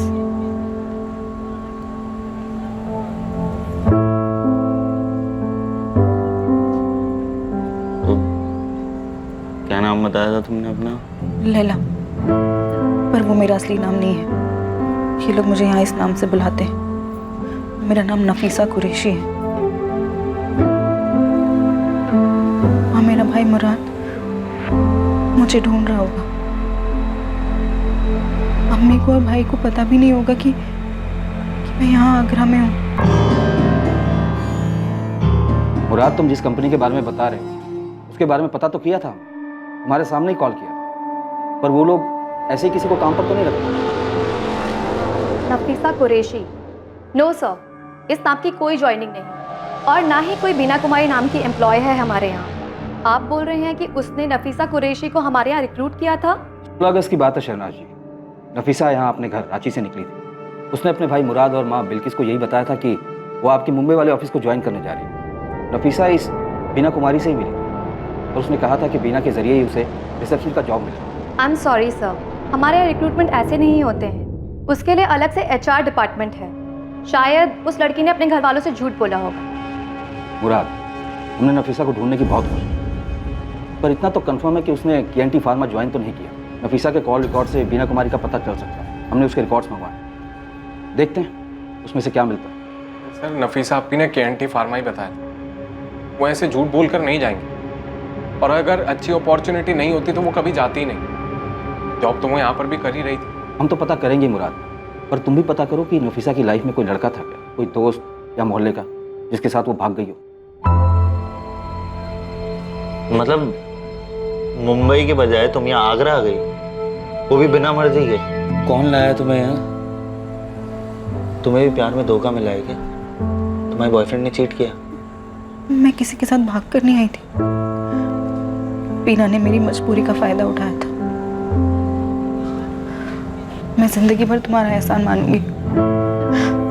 प्लीज मेरी छोटी सी हेल्प कर दो। मैं किसी तरह अपने घर, अपनी अम्मी, अपने भाई के पास पहुंच जाऊं। क्या नाम बताया था तुमने अपना? नफीसा कुरैशी। और तुम्हारे भाई का? मुराद कुरैशी। छोटा है वो मुझसे। घर का है तुम्हारा? कहाँ से हो तुम? अरे साहब जल्दी दरवाजा खोलो, पुलिस की रेड पड़ी है। तपन साहब जल्दी दरवाजा खोलो। चलो जल्दी, चल जल्दी अपना सामान रखो। चल जल्दी। उधर से पुलिस आ रही है, पीछे से। चल जल्दी, चल चल मेरे साथ, चल जल्दी।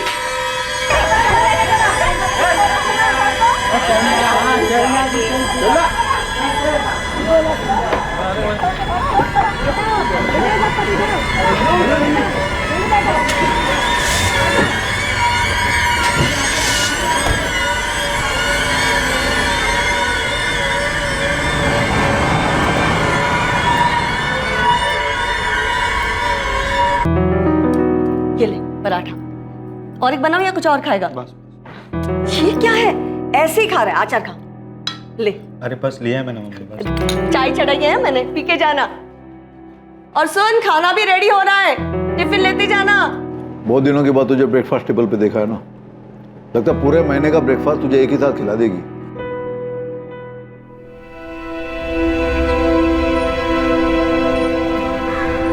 आज आगे से फोन करके बुलाया तूने, वो भी इतना अर्जेंट? क्या बात है? पैचअप हो गया आरती से? बेटा शादी के कार्ड छप चुके हैं उसके। नहीं यार, तू चलना मेरे साथ, चाय की दुकान पे चल के बात करनी है तुझसे बहुत जरूरी। चलना प्लीज। क्या बोल रहा है तू? रेड बढ़ गई? तू धंधे वाले के साथ था? अबे तू क्या कह रहा है? तेरे को समझ में भी आ रहा है? तू साले पकड़ा जाता, जेल में सड़ रहा होता, और अंकल आंटी क्या सोचते, गधे। और वो आरती साले खुश होती, वो बोलती थी मेरे को पता है इसके बारे में सब कुछ, मैंने इसलिए छोड़ दिया उसे। अरे आरती की फिक्र नहीं है कि वो क्या सोचती है, इस वक्त मुझे सिर्फ नफीसा की फिक्र है। नफीसा? अब नफीसा कौन है बे? इसने भी दिल तोड़ा गया तेरा? 1 हफ्ते पहले मिला उससे, जब रेड बढ़ी थी तब उसी के साथ था। वो धंधे वाली? अरे धंधे वाली मत बोल यार, जबरदस्ती रखा गया उसे। मैं उससे सब पूछ ही रहा था, वो मुझे सब बताती, इससे पहले रेड पड़ गई वहां। सिर्फ इतना पता पड़ पाया है कि उसका एक छोटा भाई है जिसका नाम मुराद है। तो अब तो अपने साले को ढूंढेगा। अबे साले, नफीसा कुरैशी नाम सुनते ही अंकल आंटी बेहोश हो जाएंगे, और जब होश में आएंगे ना, तू बताएगा वो क्या करती है, फिर बेहोश हो जाएंगे वो। अरे मेरे बाप, मुझे उससे शादी नहीं करनी है। मैं तुझे सिर्फ इतना बता रहा हूं कि पिछले 1 हफ्ते से मैं उसी के साथ था, उसे अपना दुख बताया जा रहा था और वो चुपचाप सुन रही थी, कुछ नहीं बोली। लेकिन जब बोली तो सिर्फ इतना बोली कि उसे जबरदस्ती रखा हुआ। इससे पहले मुझे वो कुछ और बताती, वहां रेड पड़ गई। भाई अच्छा हुआ रेड पड़ गई, नहीं तो तेरे दुखियारेपन की डोज डबल हो जाती। बैठ यहाँ। देख मैं खुश हूं कि तू आरती के चक्कर से बाहर निकल गया, लेकिन वापस से किसी नफीसा के चक्कर में अपनी लाइफ मत बर्बाद कर यार। अरे यार संजय, वो मुसीबत में है। तू सुनना, एक काम करना, तू वहां जा, जग्गू से मिल। जग्गू तुझे नीलिमा के अड्डे पे लेके जाएगा, उधर तुझे लैला के बारे में पूछना है। बोल कर भी नफीसा का नाम मत लेना प्लीज यार। मैं तो खिसक गया है क्या? मैं नहीं जाना वहां लैला लैला करने। अरे यार प्लीज यार संजय, वो मुसीबत में है यार, उसे हेल्प चाहिए यार, प्लीज यार। अबे तू मुसीबत में, तेरे को मदद चाहिए यार संजय यार। जा रहा हूं।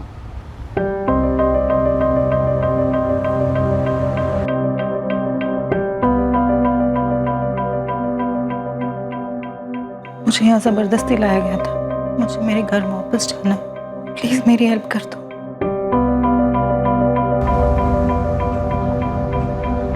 The number you have called is currently switched off.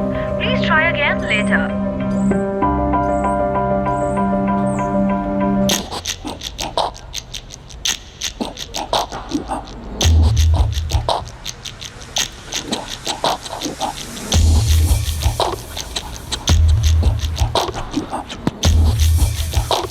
अरे साहब क्या ढूंढ रहे हो साहब?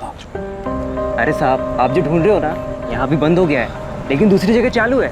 चलिए मैं दिखाता हूँ। अरे टेंशन मत लो साहब, वो जगह ना बिल्कुल सेफ है, यहाँ का सारा आइटम मिलेगा वहाँ। तुम जग्गू को जानते हो? जग्गू? वो तो भाग गया साहब। बाकी आपको क्या चाहिए? लैला मिलेगी? लैला? अरे साहब एक से एक लैला मिलेगी, चलिए तो। अरे उसका नाम लैला है, नीलिमा के कोटे पे काम करती थी। वो सब भाग गई साहब, अब नहीं मिलेगी। बाकी एक से एक लैला है मेरे पास। अच्छा तुम्हारे पास जग्गू का दूसरा नंबर है क्या? क्या साहब, आपको सिर्फ जग्गू ही चाहिए क्या? वो अब कभी नहीं आएगा।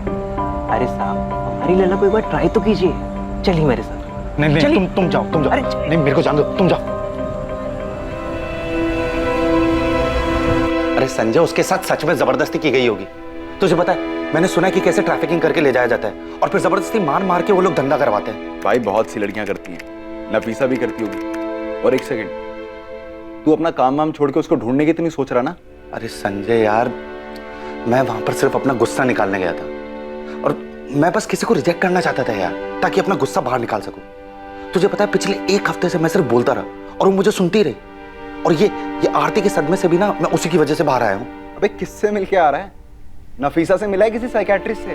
हाँ भाई, तेरे को पता है पिछले 1 हफ्ते में पूरा बदल गया है। संजय यार, वो तकलीफ में होगी यार, उसे ढूंढने में मेरी मदद करना। वो उस दलदल से बाहर निकलना चाहती है, अपने घर जाना चाहती है वो। नहीं यार, छोड़ना, कहाँ लेके जा रहा है यार? मेरे को अरे तू चलना यार देख तो सही, फिर से शुरू हो गया, चलना। देख नीलिमा का कोठा ना वहां पर आगे जाकर है, लास्ट में। तू भी लास्ट टाइम सोच ले साले, किसी और को बचाने के चक्कर में हम लोग ना फंस जाएं। तू फालतू में यार। बचाने की बाद में सोचेंगे ना, तू चल, तो पहले देख तो सही कि वो है कि नहीं। चल भाई। अरे चलना भाई। मैं क्या बोल रहा हूँ, रेड पड़ी थी तो वो लोग भाग गए थे ना यहाँ से। तो कैसे मिलेगी वो तेरे को? ओ भाई साहब, मिलेगी ना। भाई साहब जन्नत की सैर करो, चल जन्नत की वापस। सैर। अरे मजा आ जाएगा भाई साहब। नहीं यार। एक बार देख तो लीजिए। अरे वो रहा नफीसा का कोटा, चलना। अरे भाई साहब आप जैसे अप टू डेट हो बिल्कुल वैसे ही मस्त। अरे भाई साहब इधर आ जाओ भाई साहब। चलना तू। अरे आइए साहब आइए। रुखसाना, गौरी, जल्दी बाहर आओ। आ रही लड़की आ रही। नीलिमा कहाँ है? यहाँ तो वो चलाती थी ना। पता नहीं, अब तो ये मैं चलाती हूँ।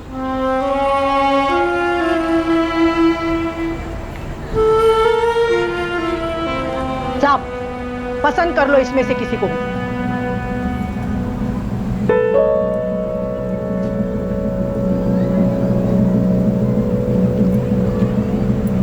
लैला भी नहीं है। अरे साहब, ये सब लैला ही है, बस इस नाम की यहाँ कोई नहीं। चलो कर लो पसंद। गौरी तू लैला को जानती है? कहाँ मिलेगी वो? कौन लैला साहब? वो थोड़े दिन पहले यही थी जब नीलिमा चलाती थी ना, तब। पता नहीं साहब, वो लोग कहीं चले गए हैं। लेकिन मैं तो लैला के लिए आया था यहाँ। अच्छा तू जग्गू को जानती है? वो यहाँ नीलिमा की लड़कियों के लिए ना कस्टमर लाता ना। नहीं साहब, ये जगह ना बहुत बड़ी है, हम तो कमरे में ही रहते हैं।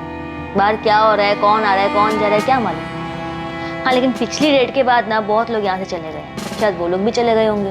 तो एक काम कर सकती है, तू मुझे नीलिमा और जग्गू का पता लगा दे, मैं तुझे अलग से पैसे दूँ। लैला से इश्क हो गया है क्या? हाँ? सुन, तू मुझे पता लगा दे, मैं तुझे पैसे दे सकता हूँ। देखो साहब, तुम भले इंसान दिख रहे हो, इसलिए मुफ्त की ना एक सलाह देती हूँ। इश्क का चक्कर तो फिर ठीक है, लेकिन तुम्हारी शक्ल देख के लग रहा है ना कि उस लड़की ने ना तुम्हें कोई जबरदस्ती वाली कहानी सुनाई। मत पड़ो इन चक्करों में साहब, ये लड़कियां ना टाइम पास करने के लिए आप जैसों को फंसाती है। दूर रहो इनसे। तू जानती है लैला का पता? नहीं, लेकिन जिस बेसब्री से आप ढूंढ रहे हो ना, इतना जानती हूँ कि उसकी मदद करना चाहते हो। तो कहाँ मिलेगी बता देना मुझे। मैं नहीं जानती साहब, मैंने तो उसका नाम तक नहीं सुना। अब नहीं जाऊंगा वहां पर, मैं साले फंस जाता वहां पर। मैंने रुखसाने से नफीसा के बारे में पूछा, वो भड़क गई मेरे ऊपर। यार लेकिन संजय, नफीसा को तो ढूंढना होगा ना यार, और मैं अकेले कैसे ढूंढूं? देख मेरी बात मान, तू ना ठीक लग रहा है, उस आरती के चक्कर से बाहर आ चुका तू अब। उस नफीसा के साथ जो भी हुआ वो पूरा है, लेकिन जा चुकी वो अब। क्यों तेरे को एक और बवाल मोल लेना है मेरे भाई? और हो सकता है नफीसा नाम उसने तेरे लिए रखा हो, सच्चाई कुछ और ही हो। हाँ, कुछ वक्त पहले तक तपन गर्ग की अवस्था काफी खराब थी। अपनी गर्लफ्रेंड आरती से हुए ब्रेकअप से वो बाहर नहीं आ पा रहा था, और आज वो हर हालत में नफीसा कुरैशी की मदद करना चाहता था, लेकिन नफीसा के ठिकाने का उसे कोई अंदाजा नहीं था। आइए साहब। वेश्यावृत्ति की दुनिया, जहां पैसों के बदले शरीर बेचा जाता है, जहां वासना और शारीरिक सुख के लिए भावनाओं को कुचल दिया जाता है। तेरे लिए रोज कस्टमर आएंगे, सबके साथ सब कुछ करना होगा, किसी को मना मत करना, हर कोई खुश होके जाना चाहिए यहाँ से, समझी? वरना ये पट्टा देख रही है ना तू?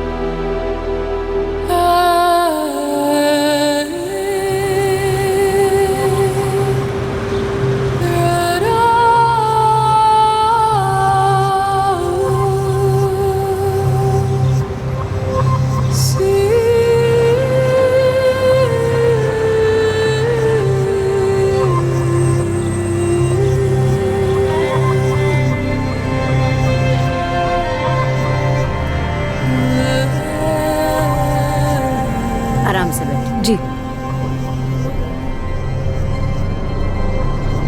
रांची में जॉब करती हो? जी। शहर में देखा है तुम्हें कई बार। वो आते जाते देखा होगा आपने। क्या जॉब करती हो? जी मैं रिसेप्शनिस्ट हूँ ब्यूटी पार्लर में। अच्छा। Good morning, golden cap parlour. Ma'am मुझे अपॉइंटमेंट चाहिए। जी मैम, एक मिनट मैं चेक कर लेती हूँ। मैं 12th क्लास तक पढ़ी हूँ। आगे क्यों नहीं पढ़ी? वो फैमिली प्रॉब्लम हो गई थी, अब्बू गुजर गए, छोटा भाई है, उसे आगे पढ़ना था, वो फाइनल ईयर में है अभी। अम्मी है घर पर? हाँ है ना, हम दोनों मिलकर घर चलाते हैं। दीमापुर का एक स्कूल है ना, उसमें अम्मी काम करती है।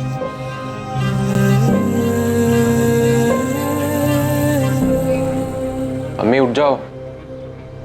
अम्मी चाय। क्या हुआ अम्मी? तबीयत ठीक नहीं है?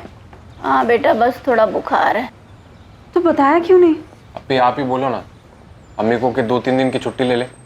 अब छुट्टी लूंगी तो पैसे कटेंगे ना बेटा उसके। अम्मी ऐसी बातें क्यों करते हो आप? मुराद, तू कॉलेज के बाद अम्मी को डॉक्टर के पास ले जाना। अभी मैं लेकर गया था, डॉक्टर ने ब्लड टेस्ट करने को बोला। हाँ तो? अभी मैं तो लेकर चला जाऊं, लेकिन अम्मी पैसे लगेंगे बोलकर मना कर देती हैं।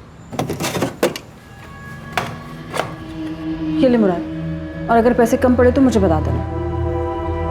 मैं निकलती हूँ, मुझे लेट हो रहा है। बस 7,500 रुपये? जी अभी तो इतना ही है। वैसे मैंने मैडम जी से कहा है थोड़ा सा कुछ बढ़ा दें। अरे 500,000 से और ज़्यादा क्या बढ़ाएंगी रफीसा? तुम पढ़ी लिखी हो, 12th पास हो और अंग्रेजी भी ठीक ठाक बोल लेती हो, क्यों इतने कम में काम करती हो? बीना जी मैंने ना कहीं देखा नहीं है, और लेकिन अगर कहीं अच्छा कुछ मिलेगा, ज़्यादा मिलेगा तो मैं वहीं कर लूँगी। अरे रांची से बाहर ट्राई करो, जैसे मुंबई वगैरह। पता है तुम्हें, जो रिसेप्शनिस्ट का जॉब तुम यहाँ कर रही हो ना, इस काम के लिए मुंबई में आराम से 25,000 से 35,000 मिल जाएंगे तुम्हें। 25 से 35,000? और नहीं तो क्या। अरे तुम पढ़ी लिखी हो, एक्सपीरियंस हो और खूबसूरत भी हो, इतने तो तुम्हें बिना मांगे मिल जाने चाहिए।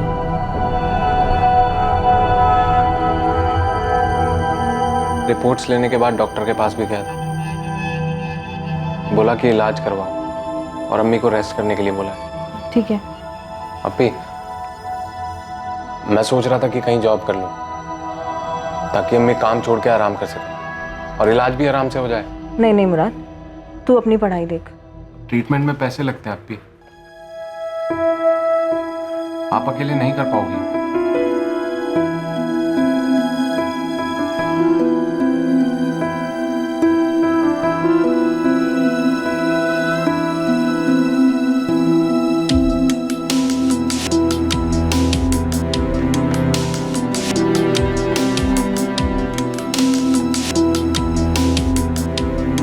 क्या कर रही हो अप्पी? अपनी मार्कशीट और सर्टिफिकेट देख रही थी। ट्राई कर लेते हो, अगर बाहर की जॉब मिल जाए तो। बाहर कहाँ? मुंबई। मुंबई? बीना कुमारी नाम की एक लेडी मिली है, उन्होंने ही मंगवाए हैं सर्टिफिकेट्स में से। तुझे पता है, वो कह रही थी मुझे 25 से 35,000 की नौकरी मिल सकती है। लेकिन अप्पी आप रहोगी कहाँ वहाँ? उसका इंतजाम भी बीना जी कर देंगी।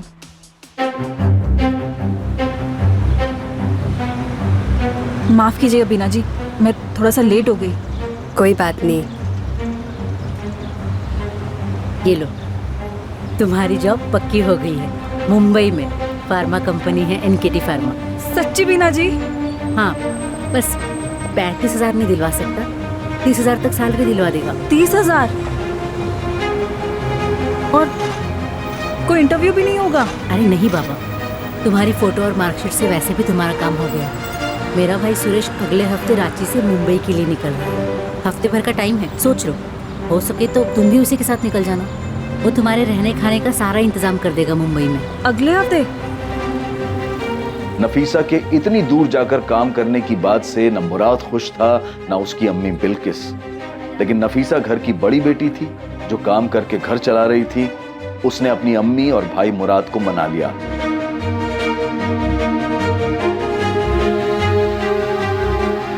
हफ्ते भर बाद नफीसा अपने परिवार और पुराने काम को छोड़कर रांची से मुंबई के लिए निकली। नफीसा सुरेश के साथ जाने के लिए निकली थी, जिसको बीना ने अपना छोटा भाई कहकर मिलवाया था।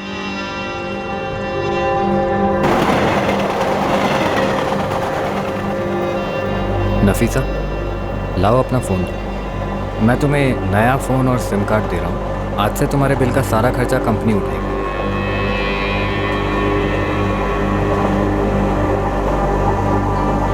लो।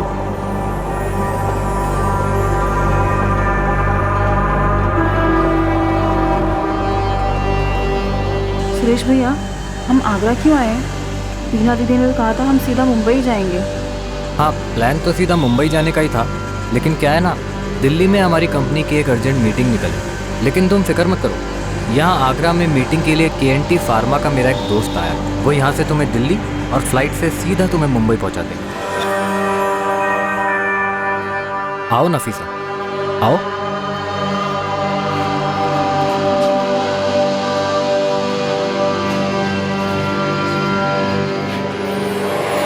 सलाम अलैकुम। वालेकुम अस्सलाम। जाओ नफीसा, अंदर जाके फ्रेश हो जाओ, लंबा सफर है, आगे भी तो जाना है, जाओ जाओ। सुरेश भैया, मुंबई किसके साथ जाना है? ये जगह नहीं, जग्गू कहते हैं इसे। ये लेके जाएंगे तुम्हें एयरपोर्ट। जाओ जाओ जाओ। बैग दी।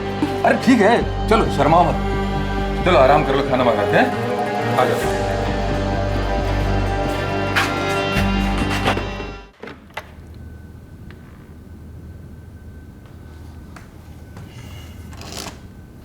पापा, अगर हमें किसी को ढूंढना हो जिसका हमें सिर्फ नाम पता हो, तो हम उसको कैसे ढूंढेंगे? क्या? वो ना, मैं किसी को... देख बेटा, आरती जिससे शादी करने वाली है उसे ढूंढ के अगर बता भी देगा तो उसे, तो भी आरती वापस नहीं आने वाली है। पापा, मैं आरती की बात नहीं कर रहा हूँ, उसका किस्सा खत्म हो गया। वो फिर किसे ढूंढ रहा है तू? क्या तू गधा है क्या? तू धंधे वाले के पास गया था? जरा सोच, ये बात अगर तेरी मम्मी को पता चली तो? पापा, मैंने कुछ नहीं किया है, मैं बस थोड़ा फ्रस्ट्रेटेड था इसलिए चला गया। पापा, मैं बस उसकी हेल्प करना चाहता हूँ। उसको कैसे ढूंढूं मुझे कुछ समझ में नहीं आ रहा है। मैं सिर्फ उसका नाम जानता हूँ, नफीसा कुरैशी। सोशल मीडिया पर चेक किया? फ्रेंड स्क्वायर वगैरह में देख, आजकल हर कोई होता है वहां पे। किसी भी यंगस्टर को ढूंढना हो तो सोशल मीडिया सही है। थैंक यू पापा, यू आर ग्रेट।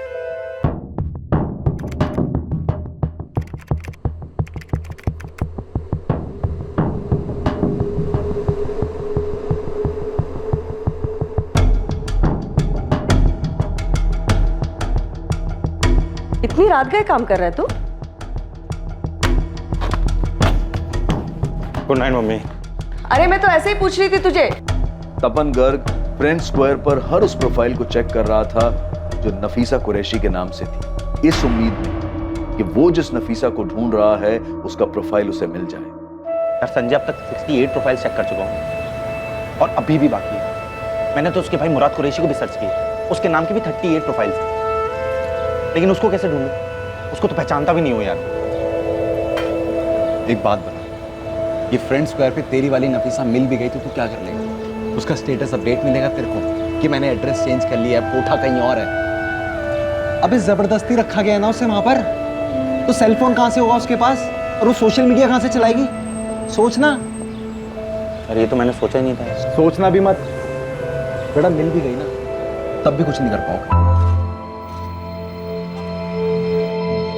काफी खोजबीन के बाद आखिरकार किस्मत ने साथ दिया और तपन को उस नफीसा कुरैशी की प्रोफाइल मिल गई जिससे वो कोठे पर मिला था।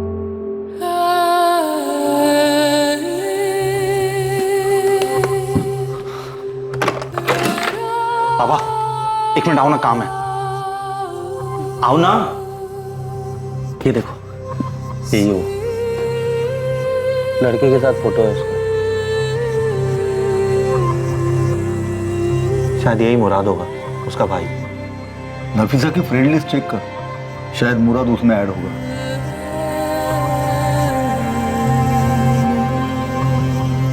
नफीसा की फ्रेंड लिस्ट में मुराद कुरैशी है।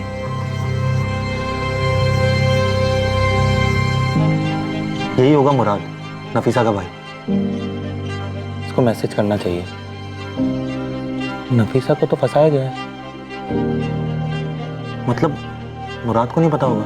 मैसेज तो करके देख, हो सकता है अपनी बहन को बचाने आ जाए।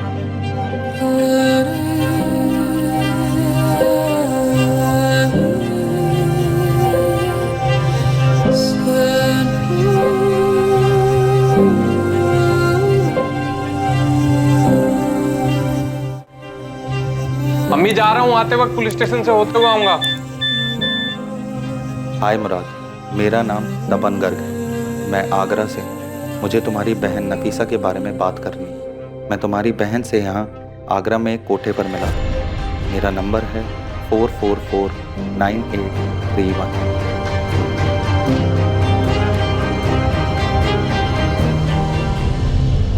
नफीसा के बारे में तपन की खोज ने आखिरकार नफीसा के भाई के सामने उसका सच ला दिया था कि नफीसा के साथ क्या हुआ था और वो इस समय कहां थी। लेकिन इससे पहले कि मुराद तपन को कॉल करके उससे बात करता, तपन को एक दूसरा कॉल आने वाला था जो बहुत महत्वपूर्ण था और इस पूरे मामले को पलटकर इसका रुख बदल देने वाला था।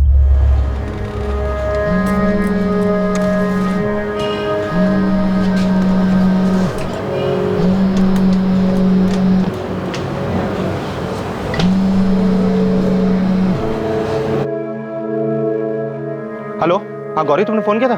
देख, पहले तो मेरे को बोल कि तू मेरे पास आएगा और मुझे 5,000 रुपए देगा। हाँ गौरी दूंगा। पहले बताना जग्गू मिला कि नहीं?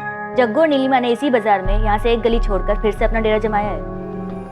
अच्छा सुन, वहाँ पर लैला है क्या? वो मेरे को नहीं पता। देख, मैंने अंदर जाके मालूम नहीं किया, लेकिन हाँ मुझे इतना मालूम पड़ा है कि इस बार ना वो लोग बहुत सी नई लड़कियां लेकर आए हैं। थैंक यू यार गौरी, मैं ना तुझे वहाँ के तेरे सारे पैसे दे जाऊंगा। Thank you.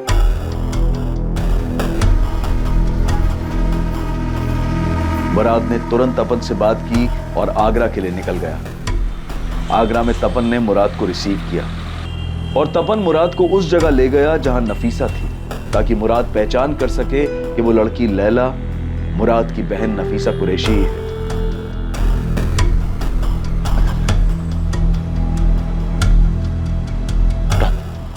यहाँ आगे से राइट और फिर से राइट, लेकिन ध्यान रखना इन लोगों ने नाम बदल दिया उसका, लैला बुलाते हैं। तुम जाओ, मैं तुम्हारा वेट करता हूँ। जाओ जाओ जाओ। आगे से राइट और फिर से राइट, नीलिमा का कोठा।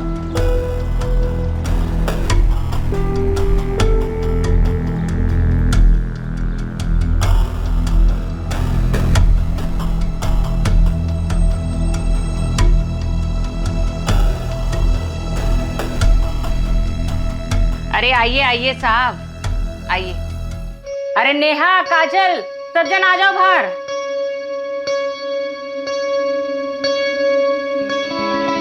देख लो इनमें से कौन चाहिए।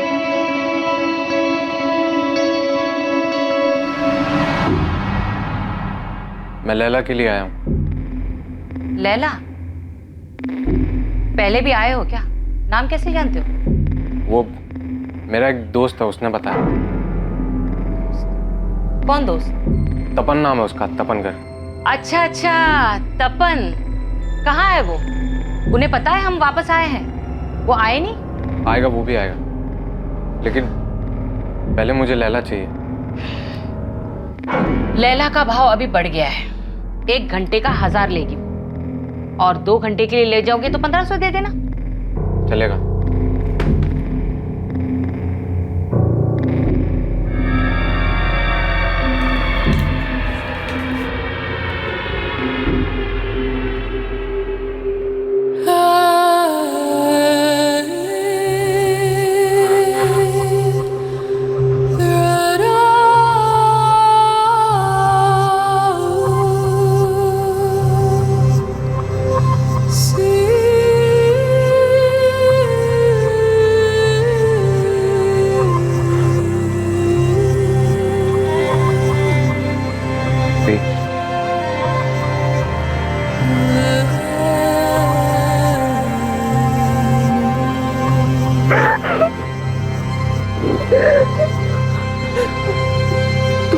कैसे हैं?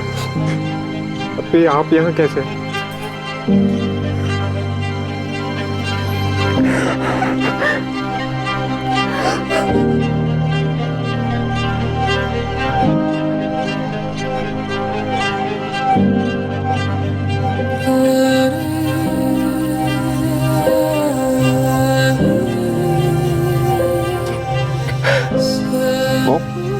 वो मेरी अपिन नफीसा ही है। मुराद रो मत। तू वीक नहीं पड़ सकता यार, हमें नफीसा को छुड़ाना है। तो हम पुलिस के पास चलते हैं ना? नहीं, पुलिस के पास नहीं जा सकते। मैं किसी ऐसे के पास जाना होगा जो पुलिस को बताए कि क्या करना है। हम कोई गलती नहीं कर सकते मुराद। ये जानने के बावजूद भी कि नफीसा वेश्यावृत्ति में फंसी है और अब वो कहाँ है। आइए सर। नफीसा को उस जगह से बाहर निकालना इतना आसान नहीं था। पुलिस को इन्वॉल्व करें पापा? नहीं, ये सारी चीजें पुलिस के नाक के नीचे ही तो होती रहती। पुलिस पर सीधे भरोसा करना ठीक नहीं। ये महिला आयोग का एड्रेस मैंने तुम्हें सेंड कर दिया है, उनकी हेल्प ले लेना। मैम, मैंने बीना कुमारी का बस नाम ही सुना। नफीसा अपी उनके बारे में जानती है। मैम, बहुत मुश्किल से नफीसा के बारे में पता चला है और मुराद ने खुद कंफर्म किया है कि वो उसकी बहन है। मैं आपको फ्रेंड स्क्वायर पर नफीसा की फोटो और बाकी डिटेल्स भी दिखा सकता हूँ। तुमने रांची में पुलिस कंप्लेन किया था ना, वहाँ की कंप्लेन कॉपी है? नहीं मैम, लेकिन पुलिस को ये केस याद है, मैं फॉलो अप लेता रहता हूँ। रजनी, पुलिस स्टेशन फोन करके पूछो क्या प्रोग्रेस है। मैम, नफीसा को तुरंत रेस्क्यू करवा सकती हैं क्या? वो वहाँ 1 महीने से फंसी हुई है।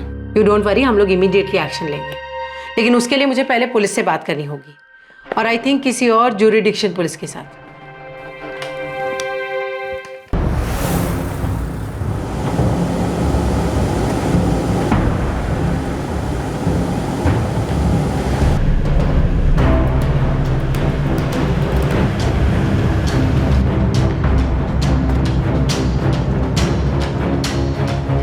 तपन जी सर।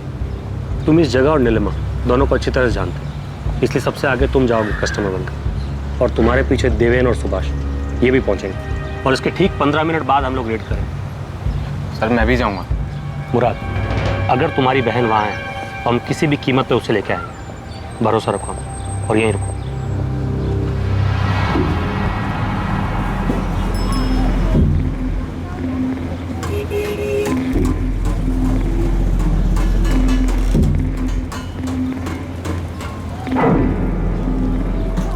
तपन साहब कैसे हैं साहब?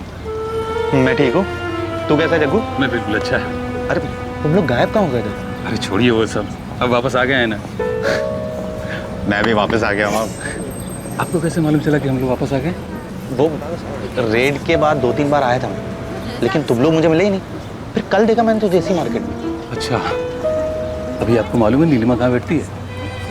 नहीं, किधर? आइए आपको मिलाते हैं, आइए। नीलिमा, देख कौन आया है। आइए आइए, बड़े दिनों बाद आए हो। कल आपका कोई दोस्त आया था। हाँ, वो मैंने भेजा था उसे। देखिए, लैला का रेट बढ़ गया है, लेकिन आपके लिए वही रेट रहेगा। 1200।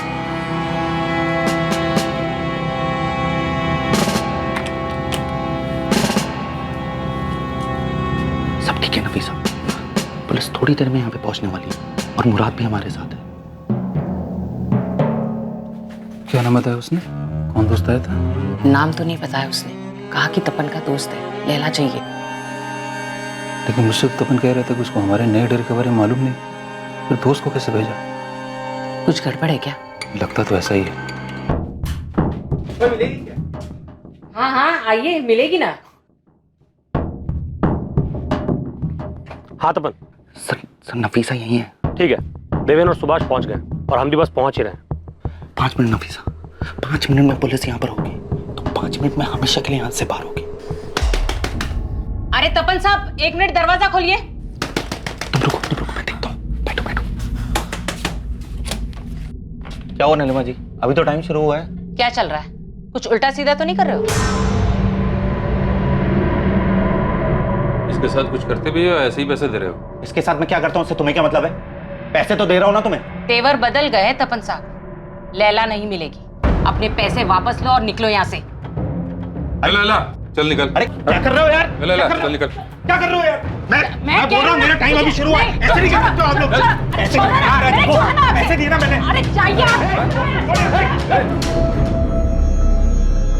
ये क्या हो रहा है साहब? रेड है नीलिमा, रेड।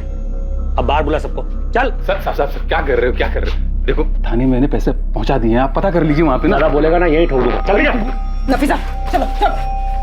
बाकी लड़कियां कहाँ हैं? और कहाँ छुपा के रखा उन्हें? इतनी है साहब, और सब मर्जी से है। ये नफीसा जिसे तू लैला बोलती है, ये अपनी मर्जी से यहाँ पे? हाँ, वो मर्जी से, पूछो इसे। मैं अपनी मर्जी से नहीं आई थी, मुझे सुरेश और बीना ने यहाँ जबरदस्ती भेजा था।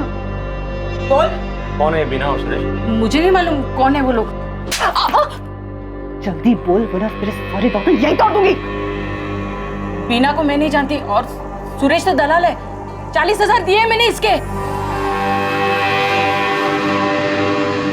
पूरे 40,000 है, गिनना हो तो गिन लो। चलता हूँ। अरे छोड़ो ना। बोल, बोल सुरेश कहाँ? मुझे नहीं मालूम और मेरे पास उसका नंबर भी नहीं है। आप वो दूसरे वाले साहब से पूछे ना, उनसे पूछकर ही हमने ये फिर से चालू किया। लेकिन चलो सर। अरे साहब मेरी बात तो सुनिए। साहब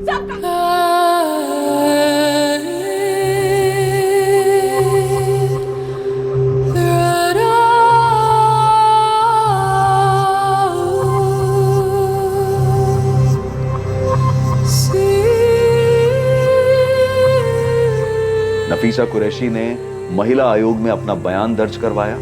जरूरी कागजी कार्रवाई पूरी होने के बाद नफीसा को उसके घर जाने के लिए छोड़ दिया गया। नीलिमा के साथ कड़ी पूछताछ हुई, लेकिन पुलिस उस सुरेश तक नहीं पहुंच पाई जो नफीसा को आगरा लाया था। ना ही पुलिस को बीना कुमारी के बारे में कुछ पता चला जिसने नफीसा कुरैशी की तस्करी की थी।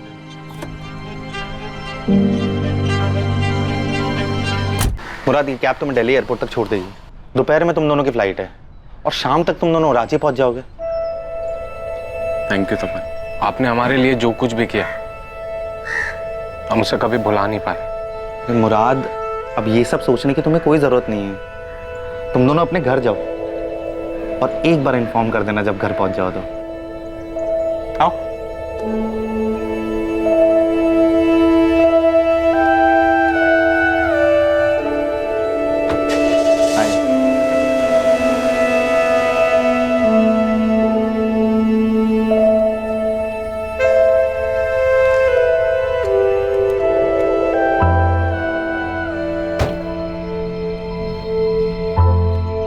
थैंक यू तपन।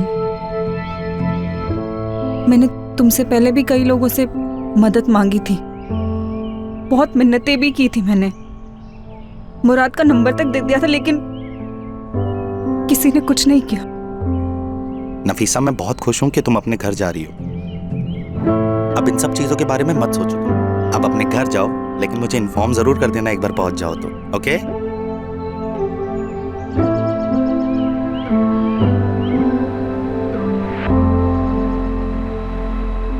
नफीसा उस नर्क की दुनिया से बाहर अपने घर वापस आ गई। तपन गर्ग भी अपनी पुरानी जिंदगी में वापस आ गया है। दर्द, उदासी और अशांति से भरी जिंदगी से बहुत दूर। तुझे तो बताना भूल गया मैं, नफीसा सही सलामत घर पहुंच गई है। हीरो निकला था। आरती ने छोड़ के गलती कर दी था। वैसे थोड़ा बहुत क्रेडिट तो तेरे को आरती को भी देना पड़ेगा। हाँ बिल्कुल, उसको देना चाहिए। अगर बीना, सुरेश, नीलिमा और जग्गू जैसे शैतान इंसानी रूप में हमारे इर्द गिर्द हैं जो लोगों की मासूमियत का फायदा उठाकर अपना पेट भरते हैं, तो इस दुनिया में अच्छे लोग भी हैं। ये जो अच्छे लोग हैं ये सामान्य व्यक्ति हैं, लेकिन आमतौर पर किसी को भी तकलीफ में देखकर तुरंत उसकी मदद के लिए खड़े हो जाते हैं। और देखा जाए तो दुनिया में बुरे लोगों से ज्यादा तपन जैसे भले लोग हैं। और ये सिर्फ मान्यता या कोई कहावत नहीं है, बल्कि सच्चाई है कि बुराई पर हमेशा अच्छाई की जीत होती है। मासूम लड़कियों को अच्छे काम और आमदनी के सपने दिखाकर बेवकूफ बनाकर शहर लाया जाता है और फिर उन्हें बेच दिया जाता है। और इस जाल में फंसने से बचने के लिए सतर्क रहना जरूरी है। अपनी इंसानियत और विनम्रता को इतना दृढ़ करें कि बुरी ताकतों का विनाश निश्चित हो। ऐसी बुराई जो ताकतवर लोगों के संरक्षण और उनकी सहायता से पनपती है, उसे सिर्फ एक आम इंसान की अच्छाई से ही कुचला जा सकता है। जबरन गुलामी के कई केसेस में हमने देखा है कि एक सामान्य व्यक्ति की अच्छाई और उसके दृढ़ इरादों ने ही गुलामी में फंसे हुए लोगों को बचाया है। अब मैं अनूप सोनी आपसे विदा लेता हूं, फिर मुलाकात होगी। और देखते रहें क्राइम पेट्रोल सतर्क, सोमवार से शुक्रवार रात 11 बजे। और याद रखें, क्राइम और आपके बीच में सिर्फ इतना फर्क है कि आप कितने सतर्क हैं। सतर्क रहें, सुरक्षित रहें। जय हिंद। क्राइम पेट्रोल के और भी दिलचस्प कहानी देखने के लिए हमारे चैनल को सब्सक्राइब करें और बेल आइकॉन दबाना न भूलें।